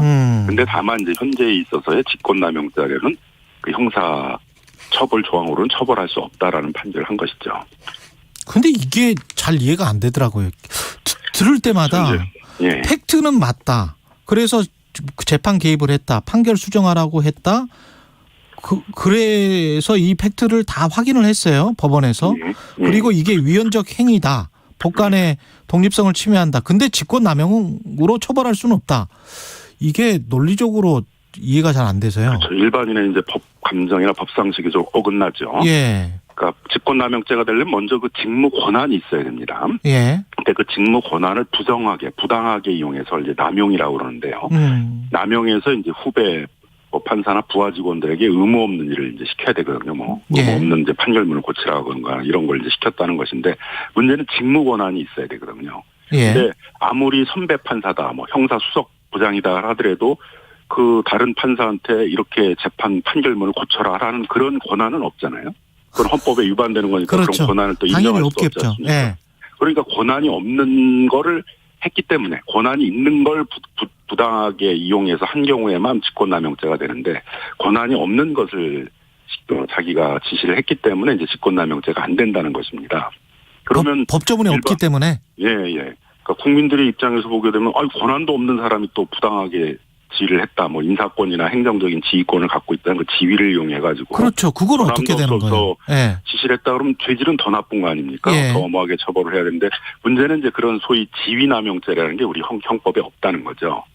독일에서 이 법을 이제 처음 만들어서 일본을 거쳐서 저희가 개수를 했는데 예. 독일은 이제 처음서부터 직권남용죄와 지위남용죄가 같이 있었거든요. 그래서 이런 이제 행위에 대해서도 처벌을 할 수가 있었는데 일본을 거쳐서 들어오는 과정 속에서 이제 지위남용이 빠지고 직권남용만 들어오다 보니까 예. 현재의 직권남용죄는 이제 처벌할 수 없다는 것입니다. 그러면 이제 문제를 해결하려면 국회가 지위남용죄를 도입해야 되잖아요. 헌법에. 예. 또 국회의원들의 특색이 또 권한도 없는데 어떤 예. 국회의원으로서 여러 가지 영향력을 행사할 수 있다는 지위를 이용해서 이제 뭐 여러 또 의무 없는 일이나 이런 것들을 행사할 가능성이 있기 때문에 예. 국회에서는 거의 뭐 이렇게 논의도 잘 안 되는 것 같습니다. 그러면 행정부에서 가령 무슨 뭐 지난번에 환경부 장관 그런 직권남용 같은 거 있잖아요. 예. 그것과 이 직권남용은 다릅니까? 그러니까 같은 건데 예. 그 환경부 장관 같은 장관은 산하 공공기관 그 장들의 예. 인사나 뭐 해임이나 이런 게 개입할 수 있는 권한이 있다는 거거든요. 권한을 그건 부당하게 이용해서 했기 때문에 직권남용이 성립된다는 것인데 예. 만일 이제 그런 권한이 없다 그러게 되면 이제 처벌이 안 되는 것이죠. 여전히 참 아리송하네요. 예. 이렇게 예. 이렇게 돼버리면 나머지 재판 결과들 양승태 전 대법원장도 남아있고 임종원 전 차장은 아직 1심 재판 중이고 재판 결과에 영향을 미칠 것 같은데요. 재판에 이제 개입한 혐의에 대한 직권남용죄에 대해서는 이미 대법원 판례가 나왔으니까 예. 그 부분은 아마 다른 판사들에 대한 재판에서도 무죄 판결이 나올 거로 예상이 됩니다만 또 그런 내용만 있는 게 아니라 뭐 여러 가지 내용이 그렇죠. 있습니다. 예. 예를 들면 판사들의 비위에 관해서 이제 검찰이 조사를 해서 형사 처벌을 구하는 이제 재판을 그 영장을 청구를 했는데 그 비위 혐의가 뭔지에 대해서 그 영장 전담 판사로 하여금 그 검찰 기록을 복사해서 법원 행정처에 보내게 했다라든가. 예. 또 양승태 대법원의 특색이 또 헌법재판소에 대해서 상당히 이렇게 경쟁 관계로 바라봤어요. 그래서 헌법재판소가 이 대법원의 어떤 자신들의 법리하고 다른 어떤 해석을 할 것인가를 우려를 해서 헌법재판소의 동향들을 그 조사를 해가지고 그걸 법원의 행정처에 보내도록 한다라든가 하는 그런 또 여러 가지 또 비위 혐의들이 있습니다. 예. 그런 혐의들은 특히 이제 가장 수장에 있었던 양승태 대법원장하고 그걸 직접 집행을 했던 그 법원 행정처장을 했던 이제 그 임종헌 이제 판사들에 대해서는 다른 여러 혐의들이 있기 때문에 그 부분들에 대해서는 또 다른 판단이 내려질 것으로 예상이 됩니다.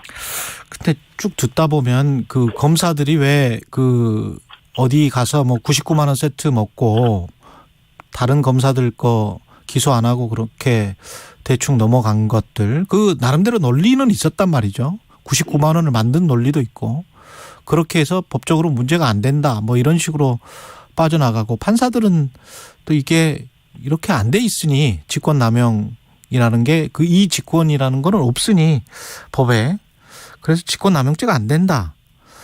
이게 일반인들은 다 이렇게 될 수 있는 건가요? 일반인도 이렇게 정밀하게 뭐 다 이분들만 무죄 받는 것 같은데 느낌이. 그러니까 판사나 검사들에 대한 재판에서는 이렇게 정교하게 예. 논리를 구사하면서 예. 그들에게 무죄를 선고하면서 일반인들의 재판에 대해서는 이제 그런 정교한 논리들을 발전시키는 또 않고 있단 말입니다. 그러니까 그렇죠. 제 식구 감싸기다라는 이제 그런 비판이 나올 수밖에 없는 것이고 헌법에는 법 앞에 만인은 평등하다고 하는데 일반인들의 입장에서는 그 만인 중에서 법관이나 검사와 같은 그런 법조의 그렇죠. 고위직들은 이제 예외인 것 같다 이렇게 생각이 드니까 예. 결국 법원 재판제도 전반에 대해서 이제 신뢰가 떨어지고 있는 거죠. 예. 내가 죄를 져서 처벌을 받는 게 아니라 내가 그런 어떤 권력이나 그런 데 가깝지 않기 때문에 빽이 없어서 처벌받는다. 이렇게 이제 생각하는 사람들이 많아지는 것이죠. 예. 그래서 이건 이제 작은 문제가 아니라 우리 어떤 재판제도, 수사제도의 국민적인 신뢰들을 회복해야 되는 문제이기 때문에 이 문제를 해결하기 위해서는 뭐 형사재판으로 처벌이 안 된다 하면 적어도 법원 내 징계라도 해야 되는 거 아닙니까? 그렇죠. 징계도 흐지부지 되고 형사재판도 처벌도 흐지부지 되고 그러게 되면 이제 국민들 사이에 더 불신이 쌓일 수 있는 문제여서 어떤 관련해가지고는 뭐 법제도 개선도 국회에서 해야 되고 또 법원 차원에서는 지금이라도 그 관련된 법관들에 대한 징계 뭐 이런 것들에 적극적으로 나설 필요도 있겠다 생각이 듭니다. 어떻게 보면 이런 법관이랄지 검사와 관련된 것들은 국민참여제도, 국민참여재판이랄지 국민참여기소 뭐 위원회랄지 뭐 이런 것들도 생각을 해볼 수 있을 것 같네요. 계속 이렇게 나오니까. 이제 국민참여재판이라는 거는 네. 그 피고인이 자기 방어를 위해서 신청을 해야 이제 하는 제도거든요. 아, 그렇군요. 판사들이 자기가 재판을 받으면서 국민참여재판을 신청할 가능성이 없잖아요. 자기 우호적인 판사들한테 그렇죠. 재판을 받으려고 할 테니까. 그래서 이제 그런 경우에는 이제 뭐 그런 특별 재판부 같은 것들을 구성을 해서 재판을 하도록 한다든가 하는 그런 다른 이제 어떤 법제도가 만들어져야 되는 것이죠. 예. 그리고 그 검찰 수사권 축소 이거는 이 법사위를 통과를 해서 참여연대는 애초에는 민주당이 추진했던 원안은 비판적인 의견을 많이 냈습니다. 그런데 지금 안은 어떻게 평가를 하시는지도 궁금하네요.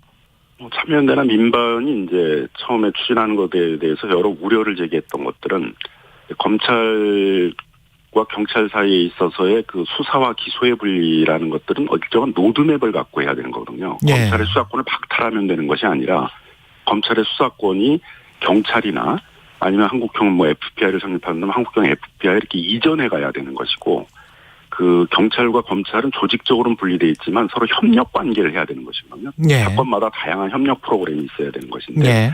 이제 그런 어떤 체계적인 로드맵을 갖추지 못하고 이제 급하게 추진된다는 점들 때문에 여러 가지 이제 우려를 제기했습니다.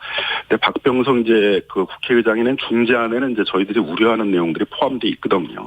그래서 그 어쨌든 이제 경찰의 수사권을 그 빼는 그 축소하는 이제 그런 법안도 있지만 국회 내에 사법개혁위원회를 구성을 하고 거기서 로드맵을 짜가지고 뭐 6개월 이내에는 그런 중대범죄수사청과 관련된 뭐 법안을 만들고 뭐 1년 내에는 중대범죄수사청을 출범시키고 그 다음에 한 1년 6개월 내에는 검찰의 수사권이 전부 이제 그 경찰이나 그런 중대수사청으로 이전해 가도록 하는 이제 그런 로드맵들을 짜가지고 예. 체계적인 이제 검찰 기소권과 경찰의 수사권들을 분리하도록 하는 것들을 포함하고 있어서 뭐 그런 점에 대해서는 저희들은 상당히 긍정적으로 이제 봤던 것인데요. 예.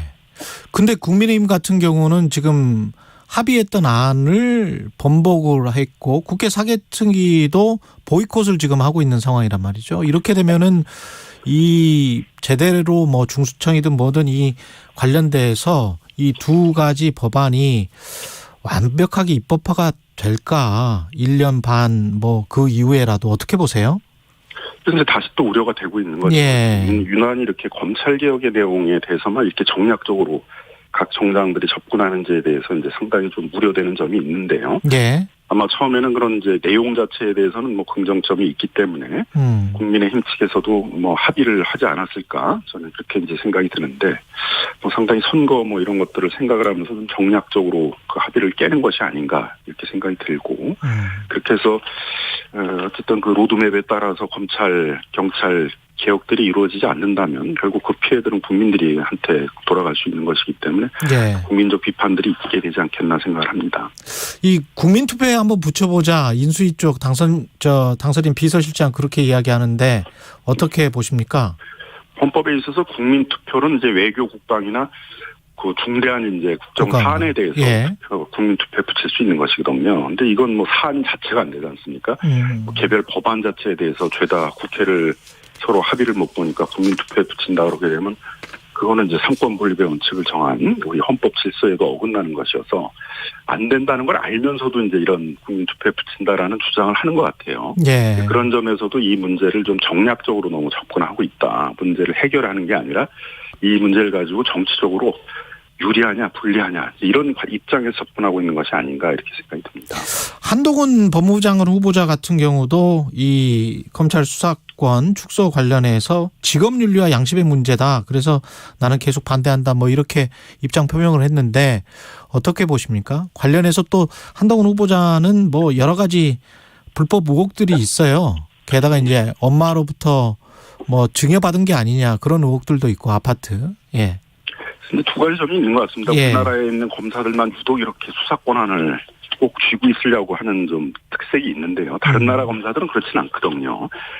그 검사의 기소권을 행사하는 그 일하고 이 수사라는 거는 거의 한 10배 이상의 차이가 나는 이제 업무 부담이 있는 거거든요. 예. 왜 전문적인 수사기관인 경찰이 수사를 하도록 하고 그거에 대해서 이제 제대로 수사가 된 건지 여부를 판단을 해서 기소 여부를 하는 것들이 검사의 본래의 직업인데 이렇게 수사권에 이제 연연하는지 그런 것도 사실 좀 의문이 있고 역시 이제 자신들의 어떤 권한이나 이런 것들을 좀 크게 보유하려고 하는 이제 그런 직업적 욕심들이 좀 있는 것이 아닌가 그렇게 이제 생각이 좀 들고요. 예. 그다음 유독 또 이제 한동훈 법무부 장관 후보자는 이제 법무부 장관 후보자인데 뭐 농지법이라든가 위장정의라든가 편법증여라든가 이렇게 이러저러하게 이제 이렇게 어떻게 보면 그렇죠. 그 본인의 입장에서는 사소한 법 위반이다라고 생각할 수 있을지 모르겠지만 이렇게 이제 법 위반 자체를 별로 이렇게 여기까지 생각하지 않는 그런 태도를 이제. 잠시 후 8시 반부터 일부 지역국에서는 해당 지역 방송을 보내드립니다.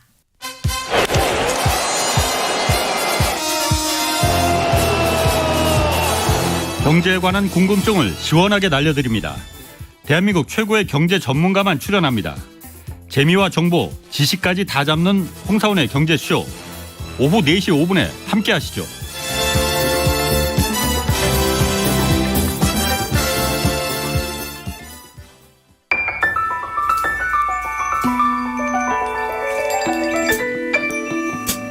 부족해도 괜찮아요. 실수해도 괜찮아요. 길을 잃어도 괜찮아요. 우리에겐 우리가 있잖아요. 매일 오후 5시 5분 주진우 라이브. 지금 시각은 8시 30분입니다. KBS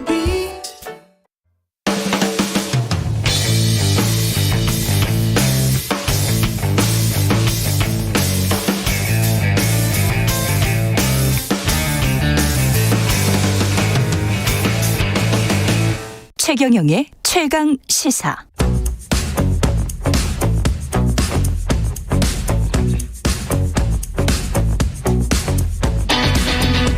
심리로 들여다보는 세상 이야기. 뉴스는 십니다. 네, 정치, 경제, 사회 등 우리 사회의 다양한 이슈를 심리학적 관점에서 풀어보는 시간입니다. 최경영의 최강시사 뉴스는 십니다. 아재대학교 심리학과 김경일 교수 나오셨습니다. 안녕하세요. 예. 안녕하세요. 예, 두구두구두구. 예, 이 앞에 인트로 음악이 참 예, 신납니다. 네. 예, 이렇게 그 어떤 음악이 나오면 신나는 분들, 특히 그 열혈 팬들, 팬심, 덕후라고 말도 하죠. 예. 이게 무슨 심리인가? 이거가 오늘의 주제네요. 예. 네네. 심리학과 교수시니까, 예. 뭘 열정적으로 이렇게 어떤 연예인을 좋아하신 적이 있습니까? 경험이? 교수님은? 저는 그랬던 적은 없는 것 같아요. 그러니까 이제 뭐, 와, 저분 나온다 이렇게 쓱 보는 정도는 누구나 하는데. 예. 근데 굉장히 그런 그 팬심을 가지고 빠져드는 분들이 또 계시고. 예. 근데 뭐 그렇게까지는 안 가는 분들. 그러니까 제가 뭐 응원하는 프로야구단이나 네. 아니면은 뭐 프로야구나 아니면은 뭐 특정하는 좋아하는 연예인들이 있는데 저는 그 정도까지는 안 가는 것 같은데 주위를 살펴보면은 의외의 분들이 이제 굉장히 그렇죠. 네네네 몰입하는 경우는 많이 보이죠. 그럼 40대, 50대 중년 여성분들이 20대 남자 아이돌 또는 탤런트에 몰입해서 뭐 브로마이드도 사고 뭐 팬 사인회 뭐 하는데 쫓아가기도 하고 뭐 이런 거를 봤습니다. 뭐 그리고 그분들이 사회적으로 문제가 있는 분들이 전혀 아니고 전혀 아니에요. 네네네. 예, 그냥 의외의 분들. 예. 네네네. 그리고 뭐 아니 유쾌하게 그렇게 사시는 그럼요. 게 어떻게 보면 좋아 보이기도 한데 왜 그런 걸까요? 이제 우리가 왜 무언가 열광적으로 집중하고 소비하고 싶은 욕구들은 다 있거든요. 근데 이제 집중하고 싶은 욕구, 그다음에 그걸 위해서 또 쓰고 싶은 욕구, 소비하고 싶은 욕구가 또 있어요. 그래서 오히려 아무것도 소비를 못하는 분들이 계십니다. 살아가면서 그렇죠. 네, 끊임없이 돈을 버시는데 소비할 때를 전혀 모르는 분들도 계세요.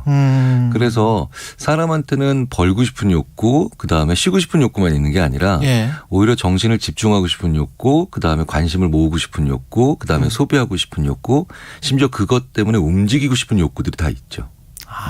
그러니까 인간한테는 항상 그렇군요. 양방향이거든요. 예. 양방향이라서 그렇기 때문에 자기가 지금 하는 것에 자기의 상태나 이런 것에 굉장히 반하는 그런 행동을 하고 싶은 욕구들이 다 있기 때문에 그런 욕구들의 한 종류, 그러니까 그런 욕구들의 한 방향으로 나가는 그런 것으로 이해를 하면 되지 않을까 싶어요. 뭐 전혀 나쁘게 볼 필요가 없네요. 이제 물론 뭐 예전에 그런 뭐 서로 싸운다든가 아니면 좀 과격한 팬들끼리. 행동을 하든가 그다음에 이제 만약에 또 왜 그런 거 있잖아요. 가끔 이제 왜 그 예전부터 학생들이 저 갈아탔어요. 라고 해가지고 갈아타고 난 다음에 오히려 더 뭐 예전에 자기가 팬심을 가지고 있었던 그 대상에 대해서 더 공격적으로 나간다든가 이런 약간 삐뚤어진 그런 현상들은 나오는데 자, 그럼 그걸 가지고 우리가 덕후라고 부르는 분들, 뭐 아주 뭐 팬덤이라고 부르는 뭐 이런 현상 자체에 대한 그 문제로 생기면 안 되죠. 그러니까 만약에 어떤 직업을 가진 사람들 중에 소수가 문제를 일으켰다고 그 직업을 가질 자체를 없애버린다는 건 말이 안 되는 것처럼. 네. 그러니까 이제 이해하고 그 다음에 그 사회 그 현상을 통해서 우리가 어떤 또 무엇을 배울 수 있을까를 생각해 보는 게 더 좋겠죠. 근데 과거랑 좀 다른 게 과거에는 뭐 20년, 30년 전에는 10대, 20대들의 왜 우리 때 그런 거 있었지 않습니까? 왜 소피 마루소 무슨 책받침 같은 거. 이것도 이제 덕후일지 모르겠습니다만은 뭐 피비캐치, 소피 마루소 뭐 이런 게 있었었잖아요. 근데 요즘은 중년, 장년, 노년층까지도 무슨 트로트 가수 쫓아다니고 관광버스 타고 뭐 이렇게 같이 가고 뭐 이런 것들 있지 않습니까? 그런 게 이제 그 세대를 불문하고 일반화된 것 같은 그런 느낌도 좀 들더라고요. 수명이 엄청 길어졌잖아요. 아, 수명이 길어졌다. 이제 호모 헌드레드라는 말을 써야 될 정도니까. 그러니까 100년 전인 1922년으로 돌아가면 정말 대부분의 그러니까 최 기자님이나 저나 저희 동갑나기인 그런 만 50대 초반인 50대 초반에 있는 사람들이 생존해 있는 사람이 그렇게 많았냐는 거예요. 별로 없죠. 그러네요. 네네. 근데 지금 남은 수명에 대해서 진짜 우리가 과연 반환점을 돌았을까라는 생각을 할 정도로 많은 이제 여명, 그러니까 남은 수명들이 많기 때문에 그렇다면 이제 진지하게 고민을 우리가 해보는 거죠. 이거 사실은 이 기회를 통해서 우리는 어떻게 살아야 될까? 나는 앞으로 어떤 삶을 살아야 될까? 네, 이 고민을 중년이 아니라 노년이라고 부르는 시기가 됐어도 우리는 하는 당연히 해야 되는 시기가 왔죠. 과거처럼 무슨 이 나이가 되면 점잖게 보여야 돼. 이게 좀 그런 인식이 사라진 거네요. 그렇죠. 그러니까 저는 개인적으로 그러니까 나이값 못한다라는 얘기가 서로 상대방에게 도대체 나이값이라는 게 뭘까 이제. 그러니까 이제 그게 1000년 전, 2000년 전, 뭐 10,000년 전에 정해놓은 기준들이잖아요. 근데 이 기준이라는 게 지금 의미가 없는 시대가 왔기 때문에. 그러네요. 그렇기 때문에 어떻게 즐겁고 행복하게 살아야 되는가가 되게 중요한 건데요. 왜냐하면 아무리 연구를 저희들이 해봐도 행복하고 즐겁지 않으면 건강하지 못해요. 행복하고 즐겁지 않으면 건강하지 못한다. 네네. 이게 신체에도 영향이 온다. 그렇죠. 그래서 행복을 목표로 삼으면 안 된다. 도구로 봐야 된다. 네, 그러니까 왜 사세요라고 했을 때 행복하려고요. 이제 심리학자들 중에 이제 안목 있는 분들이 땡 틀렸다 그래요. 강박이 있는 거네요. 그러니까 살려고 행복한 거죠. 건강하기 위해서 행복해야 되는 거고. 그런데 그러면 행복의 가장 중요한 것이 그러니까 크기보다 빈도거든요. 그러니까 1년에 100점짜리 행복 한 번 경험하는 것보다 10점짜리 행복 10번 경험하는 분이 더 행복하고 건강해요. 그런데 이런 우리가 얘기하는 팬덤 같은 그 경우가 우리로 하여금 그래서 행복을 만들어줄 수 있는 그런 기재가 될 수도 있다는 거예요. 그러네요. 그런 물건을 사시고 또 가시고 막 이러니까. 계속 나오니까 아이돌은 계속 나오고 그 사람이 TV에 나오고 유튜브에 나오고 그러면은 행복하겠습니다. 그렇죠. 그러니까 내가 맛있는 걸 먹는 거 이런 거는 소위 말하는 그냥 주어지는 행복인데 내가 좋아하는 음식이 그냥 내 입에 들어오는 건. 그런데 지금 이런 팬덤 같은 경우는 내가 스스로 생산해내는 행복이거든요. 그래서 행복을 더 많이 만들어내야 되겠다라고 하는 본능적인 그런 욕구들이 결국은 찾아내는 거죠. 근데 거기까지는 좋은데 내가 행복하는 것까지는 좋은데 남들이랑 다른 아이돌을 좋아하는 어떤 팬 단체와 막 싸운다던가 옛날에 그런 일들이 있었는데 아니면 뭐 저 사람이 갑자기 싫어졌어 어떤 행동 때문에 그래서 안티로 돌아선 다음에 막 어떤 이상한 그 안티 행동을 한다든가 그렇게 돼서 나중에 뭐 이렇게 형사적으로까지 곤란에 처하시는 분들 있잖아요. 그것도 집착 같던데. 그렇죠. 이제 그게 이제 보통 왜 이 팬덤의 가장 중요한 특징 중에 하나가 내가 원하는 변화를 대상이 만들어낸다, 만들어준다거든요. 그러니까 내가 원하는 변화를 만들어내요. 항상 그래서 왜 그걸 반영해주는 그 스타들이 더 인기가 있거든요. 그런데 반대로 그러니까 내가 원하는 변화를 못 만들어내거나 그걸 방해하는. 그렇구나. 그러니까 내가 원하는 변화는 내가 좋아하는 스타가 1등이 돼야 되는데. 그런데 갑자기 1등을 다른 스타가 하면 그 변화를 오히려 방해하는 자잖아요. 그렇죠. 그러니까 팬덤의 가장 중요한 요소 중에 하나가 내가 원하는 변화를 상대방이 추구해 주는 건데 그 변화를 만약에 막는다라고 생각하니까 적개심이나 아니면 심지어 그보다 더 준하는 그보다 더 이상의 공격성이 표출될 수도 있죠. 내가 원하는 변화를 말씀을 하시니까 이건 정말 권력에 관한 문제고 정치에 관한 문제네요. 그렇죠. 그러니까 대상이 바뀌었을 뿐. 그래서 심지어는 이런 얘기를 하는 학자들도 있습니다. 그러니까 종교의 권위가 약해지면서 또 다른 형태의 믿음의 체계가 생기는 게 그게 바로 이 팬덤인데 심지어는 그래서 종교는 항상 처벌에 대한 두려움을 강조하잖아요. 윤리와 도덕으로. 그렇죠. 그런데 이제 그런 것에 대한 부담도 없는 그저 따르고 집중하면 되는 거니까. 그러니까 어떻게 보면은 종교의 권위가 조금씩 현대사회를 보면서 약해지면서 다른 믿음의 체계, 다른 복종의 체계, 다른 집중의 체계는 당연히 만들어지고 싶은, 만들어내는, 자연스럽게 계속해서 생산해내는 그런 현상이 계속 되겠죠. 이 정도나 수준 항상 그 생각을 하는데 이 펜질하고 덕후하고 뭐 그냥 좋아하는 사람이 있고 아주 좋아하는 사람이 있고 아주 좋아하는 사람이 있고 아주 많이 소비하는 사람이 있을 거란 말이죠. 그 사람을 위해서. 그런 아주 좋아하는 사람들 정말 남들이 봤을 때도 심하게 덕질을 한다 이른바. 이런 분들은 뭔가 선천적으로 DNA가 따로 있는 겁니까? 조금 지나치게 집중을 하고 지나치게 그것만 원하는 그런 분들의 특징은 일반적으로 왜 그런 분들을 조금 옆에서 상담이라든가 아니면 준해서 지켜본 분들의 얘기를 종합해 보면 굉장히 그렇지 그 행동을 하지 않으면 굉장히 불편해지는 건 분명히 있는 것 같아요.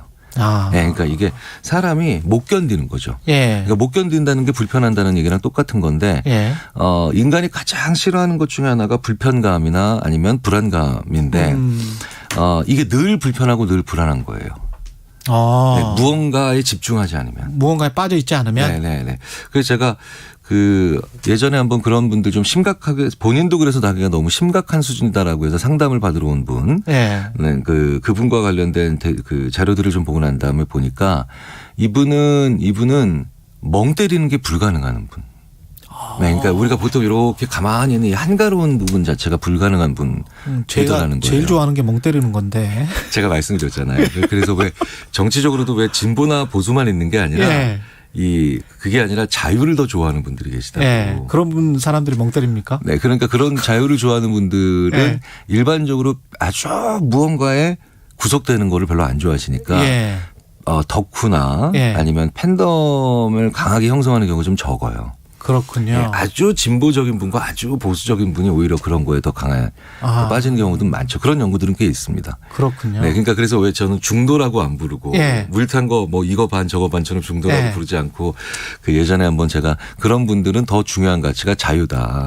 그러니까 본인의 자유. 어느 진영에도 중요하죠. 근데 이제 그 자유를 추구하는 분들은 그래서 남의 자유도 굉장히 존중을 많이 하시죠. 그래서 조금 우리가 그 자유를 추구하는 분들이 더 많아지면서 오히려 팬덤이나 이런 것들에 대한 이해도 무언가 이상해지지만 않으면 조금 더 이해도도 높아지는 것 같아요. 근데 뭔가를 열정적으로 좋아하시는 분들 또 열정적으로 어떤 정치인이나 뭐 연예인을 좋아하는 분들 입장에서 봤을 때는 이렇게 멍 때리기를 좋아하고 자유를 추구하거나 아니면 덕질을 훨씬 덜 하는 분들 있잖아요. 그런 분들이 좀 지루하다. 뭐 어떻게 해서 저렇게 인생을 저렇게 재미없이 사냐. 뭐 이렇게 생각할 수도 있는 거 아닙니까? 그렇죠. 그러니까 그러니까 나와 다른 사람을 존중할 수 있는 문화가 제일 중요한 건데. 그래서 오히려 저도 약간 그런 최 기자님 같은 스타일이니까. 그럼 무언가에 계속 집중하는 분들한테 저도 이런 얘기를 함부로 하면 안 되겠죠. 밥이 나와 돈이 나와. 그렇죠. 그러니까 그분들한테는 굉장히 상처되는 말일 수 있죠. 그분들의 자유고, 다른 사람들의 자유도 충분히 인정을 하는. 그러면서 우리가 행복을 추구를 하고 스트레스 해소도 하고 뭐 그러려면 이런 덕질 말고 또 나는 다른 게 뭐가 필요해라고 하는 분들에게 조언을 해주신다면. 이 팬덤을 대상을 중심으로 보면 이게 사람이야? 아니 사람 아닌 것도 있고. 그 다음에 심지어 어떤 자연물 어떤 자연 현상이나 이런 거 되게 다양하거든요. 맞아요. 그렇죠? 그러니까 그런 대상 명사화된 대상으로 이해하지 마시고 행위로 이해하시면 좋아요. 그러니까 눈 맞춘다, 모은다, 아니면 캐낸다. 이런 행위로 이해하시면 사실은 그분의 그분의 그런 본질적인 행태를 볼 수가 있거든요. 그러면 굉장히 괜찮은 취미와 관련된 행동이 있죠. 배운다. 평생 배워가는 자세로 살면 훨씬 행복하겠다. 굉장히 괜찮은 취미예요. 왜냐하면 일에서는 그런 느낌 가지기 어렵거든요. 그렇죠. 일에서는 점점 전문가가 되어가고 예. 전문가가 되어가면 눈이 높아지거든요. 그래서 전문가를 심리학에서 뭐라고 하냐면 자기가 한 일에 대해서 결코 만족감을 못 느끼는 사람. 그렇군요. 그러니까 초보자가 돼야 돼요. 전문가일수록 다른 분야에서 초보자가 돼야 되거든요. 교수님들이 깐깐한 이유가 있었다. 그렇죠. 네. 논문 심사에 깐깐한 이유가 있었어. 행복하지 않으시구나. 그러니까 늘 뭔가를 조금씩 새로 배우면서 예. 초보자에서 쑥 한번 나아지고 있다는 느낌. 이것도 의외로 굉장히 괜찮은 그런 그러네요. 해볼 수 있는 좋은 행위죠. 예. 네. 알겠습니다. 감사하고요. 예. 아주대학교 심리학과 김경일 교수였습니다. 고맙습니다. 감사합니다. 예.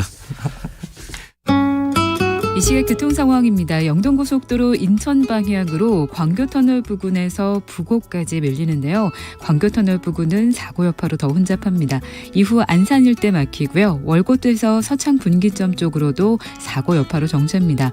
서울시내 내부순환도로 성수 방향으로 마장램프 부근에서 2, 3차로 막고 사고 처리하고 있습니다.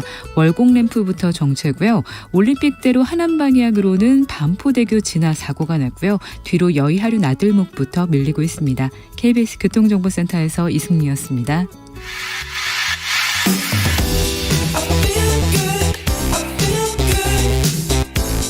세상에 이익이 되는 방송 최경영의 최강시사. 네, 코로나19로 빛을 보지 못했던 한국영화 대작들이 속속 개봉을 앞두고 있고요. 오늘 전주국제영화제도 개막했습니다. 예, 윤성훈 영화평론가와 자세한 이야기 나눠보겠습니다. 안녕하세요. 안녕하십니까. 예, 영화관에서 일단 팝콘을 먹을 수 있게 됐습니다. 네, 됐습니다. 예. 월요일부터. 예. 네, 그래서 지금 지난주 대비해서 월요일 날 관객 수도 거의 한 20% 정도가 늘었고요. 예. 그리고 이제 팝콘 매출, 그러니까 지금 그 CGV 같은 경우에 영화관에서 팔고 있는 그 음식물 섭취는 한 200% 정도 지금. 그렇군요. 네.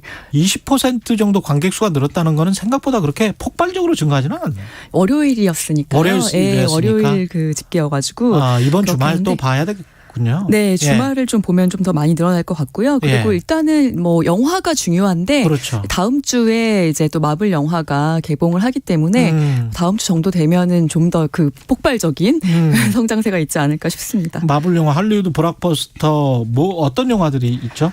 네, 일단 다음 주에 닥터 스트레인지 대혼돈의 멀티버스 같은 영화가 개봉을 하는데요. 닥터 스트레인지. 예. 네, 뭐 닥터 스트레인지 시리즈 아시겠지만 이제는 이제 멀티버스에 대한 이야기들이 이제 본격적으로 좀 나오게 되고요. 예. 네, 그리고 이제 탑건 매버릭 같은 탑건의 이제 또 탑건 매버릭? 네. 이게 탑건 진짜 보셨나요? 옛날 30년 전 영화였던 것 같아요. 맞습니다. 1986년 작품인데요. 톰 크루즈가 다시 또 네, 등장을 하게 되고요. 네, 그리고 이제 한국 영화로서는 이제 범죄도시 2의 어깨가 좀 무거운데요. 범죄도시도 상당히 인기가 많았었던 작품이기 때문에 많은 분들 기대하고 계신데 뭐 이 작품에 그 역시도 마동석 씨가 네, 출연하시고 그리고 손석구 씨가 요즘에 뭐 드라마에서 굉장히 뭐 인기가 많은 그런 배우인데요. 네, 이분이 이제 또 악역을 맡았습니다. 네. 손석구 씨 같은 경우도 요즘 스타일의 잘생긴 미남 뭐 그렇게 저는 표현하고 싶은데 매력이 있더라고요. 네, 아주 매력 있는 배우죠, 배우로서. 네. 그리고 6월에 한국 영화계를 대표하는 감독 배우들의 작품들이 또 개봉을 앞두고 있고 고레에다 히로카즈 이게 이제 칸 국제영화제 경쟁 부분에 초청된 맞습니다. 감독의 영화 브로커. 네, 이제 칸 영화제가 또 5월 중순에 개막을 하거든요. 거기 이제 한국 영화들이 초청이 됐는데요.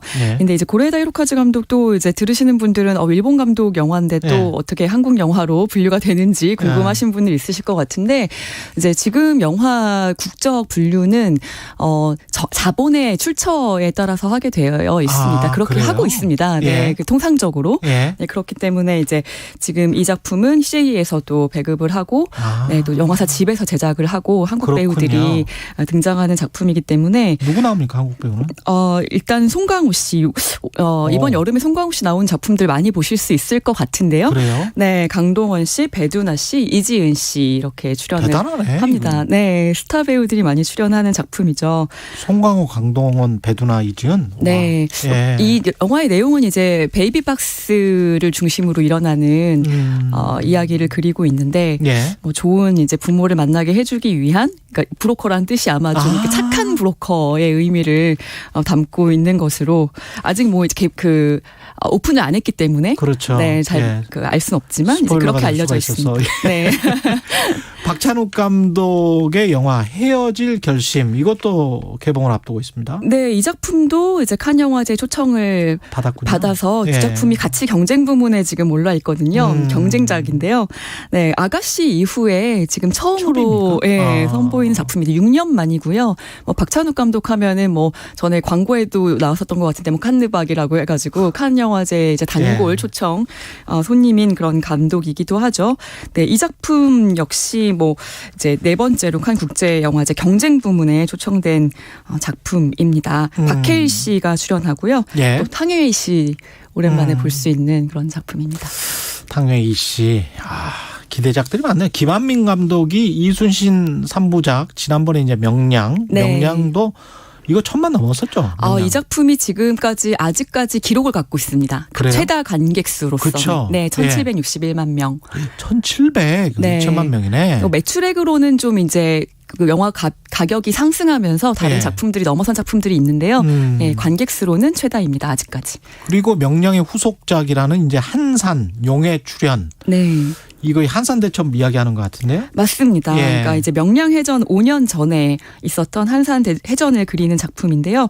여기서 이제 박해일 씨가 이순신 장군으로 출연을 하고 또 뭐 안성기 씨, 변요한 씨, 손현주 씨 많은 또 연기파 배우들이 같이 출연을 합니다. 그다음에 코로나19 때문에 공개를 미뤘던 영화가 있는데 비상선언. 이 작품은 작년 칸 영화제 비경쟁 부문에 됐었던 그런 작품인데 한재림 감독 하면은 뭐 관상이라는 영화 많이 아실 것 같고요. 뭐 더킹 같은 영화도 참 호평을 받았던 작품인데 그렇군요. 이 작품도 뭐 200억 넘게 투자된 뭐 260억이라는 이야기도 있고요. 뭐 그 정도로 이제 큰 블록버스터이기 때문에 항공재난 블록버스터이기 때문에 항공재난 블록버스터 많은 분들이 기대를 하고 계시고 여기도 이제 송강호 씨도 출연하시는데 이병헌 씨, 전도연 씨 함께 또 톱스타들이 나란히 출연하는 그런 작품이죠. 그다음에 토르 시리즈 네 번째 영화도 7월 개봉 확정입니다. 네, 7월 8일 날 뭐 여기에는 이제 지금 그 티저 예고편이 공개가 됐는데요. 가디언즈 오브 갤럭시 멤버들과 함께 또 이제 출연하는 것으로 알려져 그래요? 있어서 기대를 모으고 있습니다. 토르 러브 앤 썬더. 그리고 이제 전주국제영화제 이야기를 해야 되는데 개막을 했죠. 네, 어제 개막했습니다. 네, 이제 올해의 개막작이 코고나다 감독의 애프터 양이라는 작품인데요. 요즘에 그 파친코라는 드라마 애플 TV에서 하는 굉장히 이제 지금도 화제가 되고 있는데 이 작품의 연출자 중에 한 명입니다. 네, 한국계 미국인인데요. 이제 안드로이드 양이라는 그 뭐 인물이라고 해야 될까요? 이 AI가 이제 갑자기 작동이 멈추면서 일어나는 일을 그리고 있습니다. AI가 갑자기 작동이 멈추면서 근데 그게 완벽한 인간처럼 원래 설정이 돼 있었나 보죠? 네, 그렇죠. 그러니까 근미래의 근미래를 그리고 있는데요. 근데 이제 그 입양한 딸의 어떤 그 보호자로서 역할을 해주던 이 양이 갑자기 작동을 멈추면서 이제 그걸 고치기 위해서 막 봤더니 이게 기억하는 데이터 정장소가 있는 그런 AI였던 거예요. 그래서 그 기억을 되살려야 돼. 기억을 이제 쭉 이제 훑어가는 그런 이야기입니다. 네. 야, 이것도 재밌겠네요. 철학적인 이야기가 많이 있겠습니다. 네. 원래 이제 코고나다 감독 전작도 보면은요, 굉장히 뭐 조형적이고 좀 그 사실 파친코는 드라마니까 좀 쉽게 만든 측면이 있지만 좀 예술성도 뛰어난 그런 작품을 만드는 그런 분이고, 그리고 이제 그 전에는 뭐 약간 비디오 아트 같은 것들 했었던 분이어가지고 또 영상미도 굉장히 기대가 되는 작품입니다. 그리고 이제 열흘 동안 열리는 전주국제영화제 기간 동안에 세계 56개국 217편 국내가 94편, 해외가 123편 뭐 이렇게 되는데 어떤 작품들 눈여겨봐야 될까요? 네. 그러니까 일단은 프리미어로 상영되는 작품, 월드 프리미어로 상영되는 작품이 뭐 61편 정도 돼서 예. 좀 내가 제일 먼저 이 영화를 만나본다라는 기쁨이 있으니까요. 그렇죠. 그런 작품들 위주로 보시면 좋을 것 같은데요. 예. 저는 이제 한국 영화 중에서는 오마주라는 영화가 있습니다. 신수원 오마주? 감독이 예. 연출하고 이정은 배우가 예. 네, 또 주연한 그런 작품이 있는데 그 중년의 여성 영화 감독에 대한 이야기예요.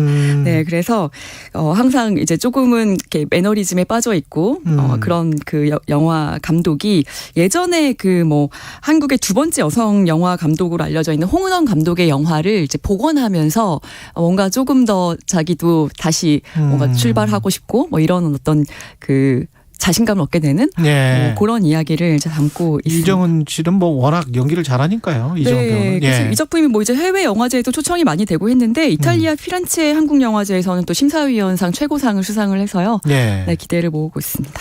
혹시 뭐 이번 주말이나 한번 봐보세요라고 추천해줄 뭐 영화 같은 거 있을까요? 지금 극장가에 걸려 있는 영화 예. 중에 저는 그 봄날이라는 영화가 있거든요. 봄날? 네, 손현주 씨가 주연한 작품인데요. 이게 뭐 제작비로서는 뭐 독립 영화에 속하지만 그럼에도 불구하고 굉장히 재밌습니다. 그러니까 장례식장에서 벌어지는 이야기인데요. 출소한 지 얼마 안 된 옛날 왕년의 큰형님이었던 손현주 씨의 아버지가 돌아가신 거예요. 그래서 예. 이제 가족들이 모였는데 좀 어색하죠, 다. 그렇죠. 네, 그런데 이제 눈치도 없이 이 천덕꾸러기인 그 큰 형님이 자꾸만 그 옛날의 조폭들을 자꾸 불러 모으는 거, 후배들을. 장례식장에? 네, 장례식장에. 그래서 이제 분위기가 어떻겠습니까? 굉장히 험악하고 막 다 담배 연기로 뽀얗게 진짜 예. 장례식장이 가득 차고 그 이제 큰 형님은 또 돈을 벌겠다고 거기서 이제 축의금이 아니라 부조금을 가지고 뭔가 기상천외한 그 사업을 갑자기 벌이기 시작합니다. 뭐 그렇게 하면서 이제 일어나는 아주 재미있는 에피소드가 있는 작품입니다. 알겠습니다. 그리고 까먹었는데 전주국제영화제에서 이창동 감독 특별전도 열립니다. 네, 너무나 훌륭한 세계적인 감독이잖아요. 예. 네, 버닝까지 다 보실 수 있는데 중요한 거는 신작 단편 영화가 또 상영이 됩니다. 네. 알겠습니다. 윤성은 영화평론가였습니다. 고맙습니다. 감사합니다. 4월 29일 금요일입니다. 이번 주말 끝났네요. KBS 1라디오 최경영의 최강시사였고요. 다음 주 월요일 아침 7시 20분에 돌아오겠습니다. 고맙습니다.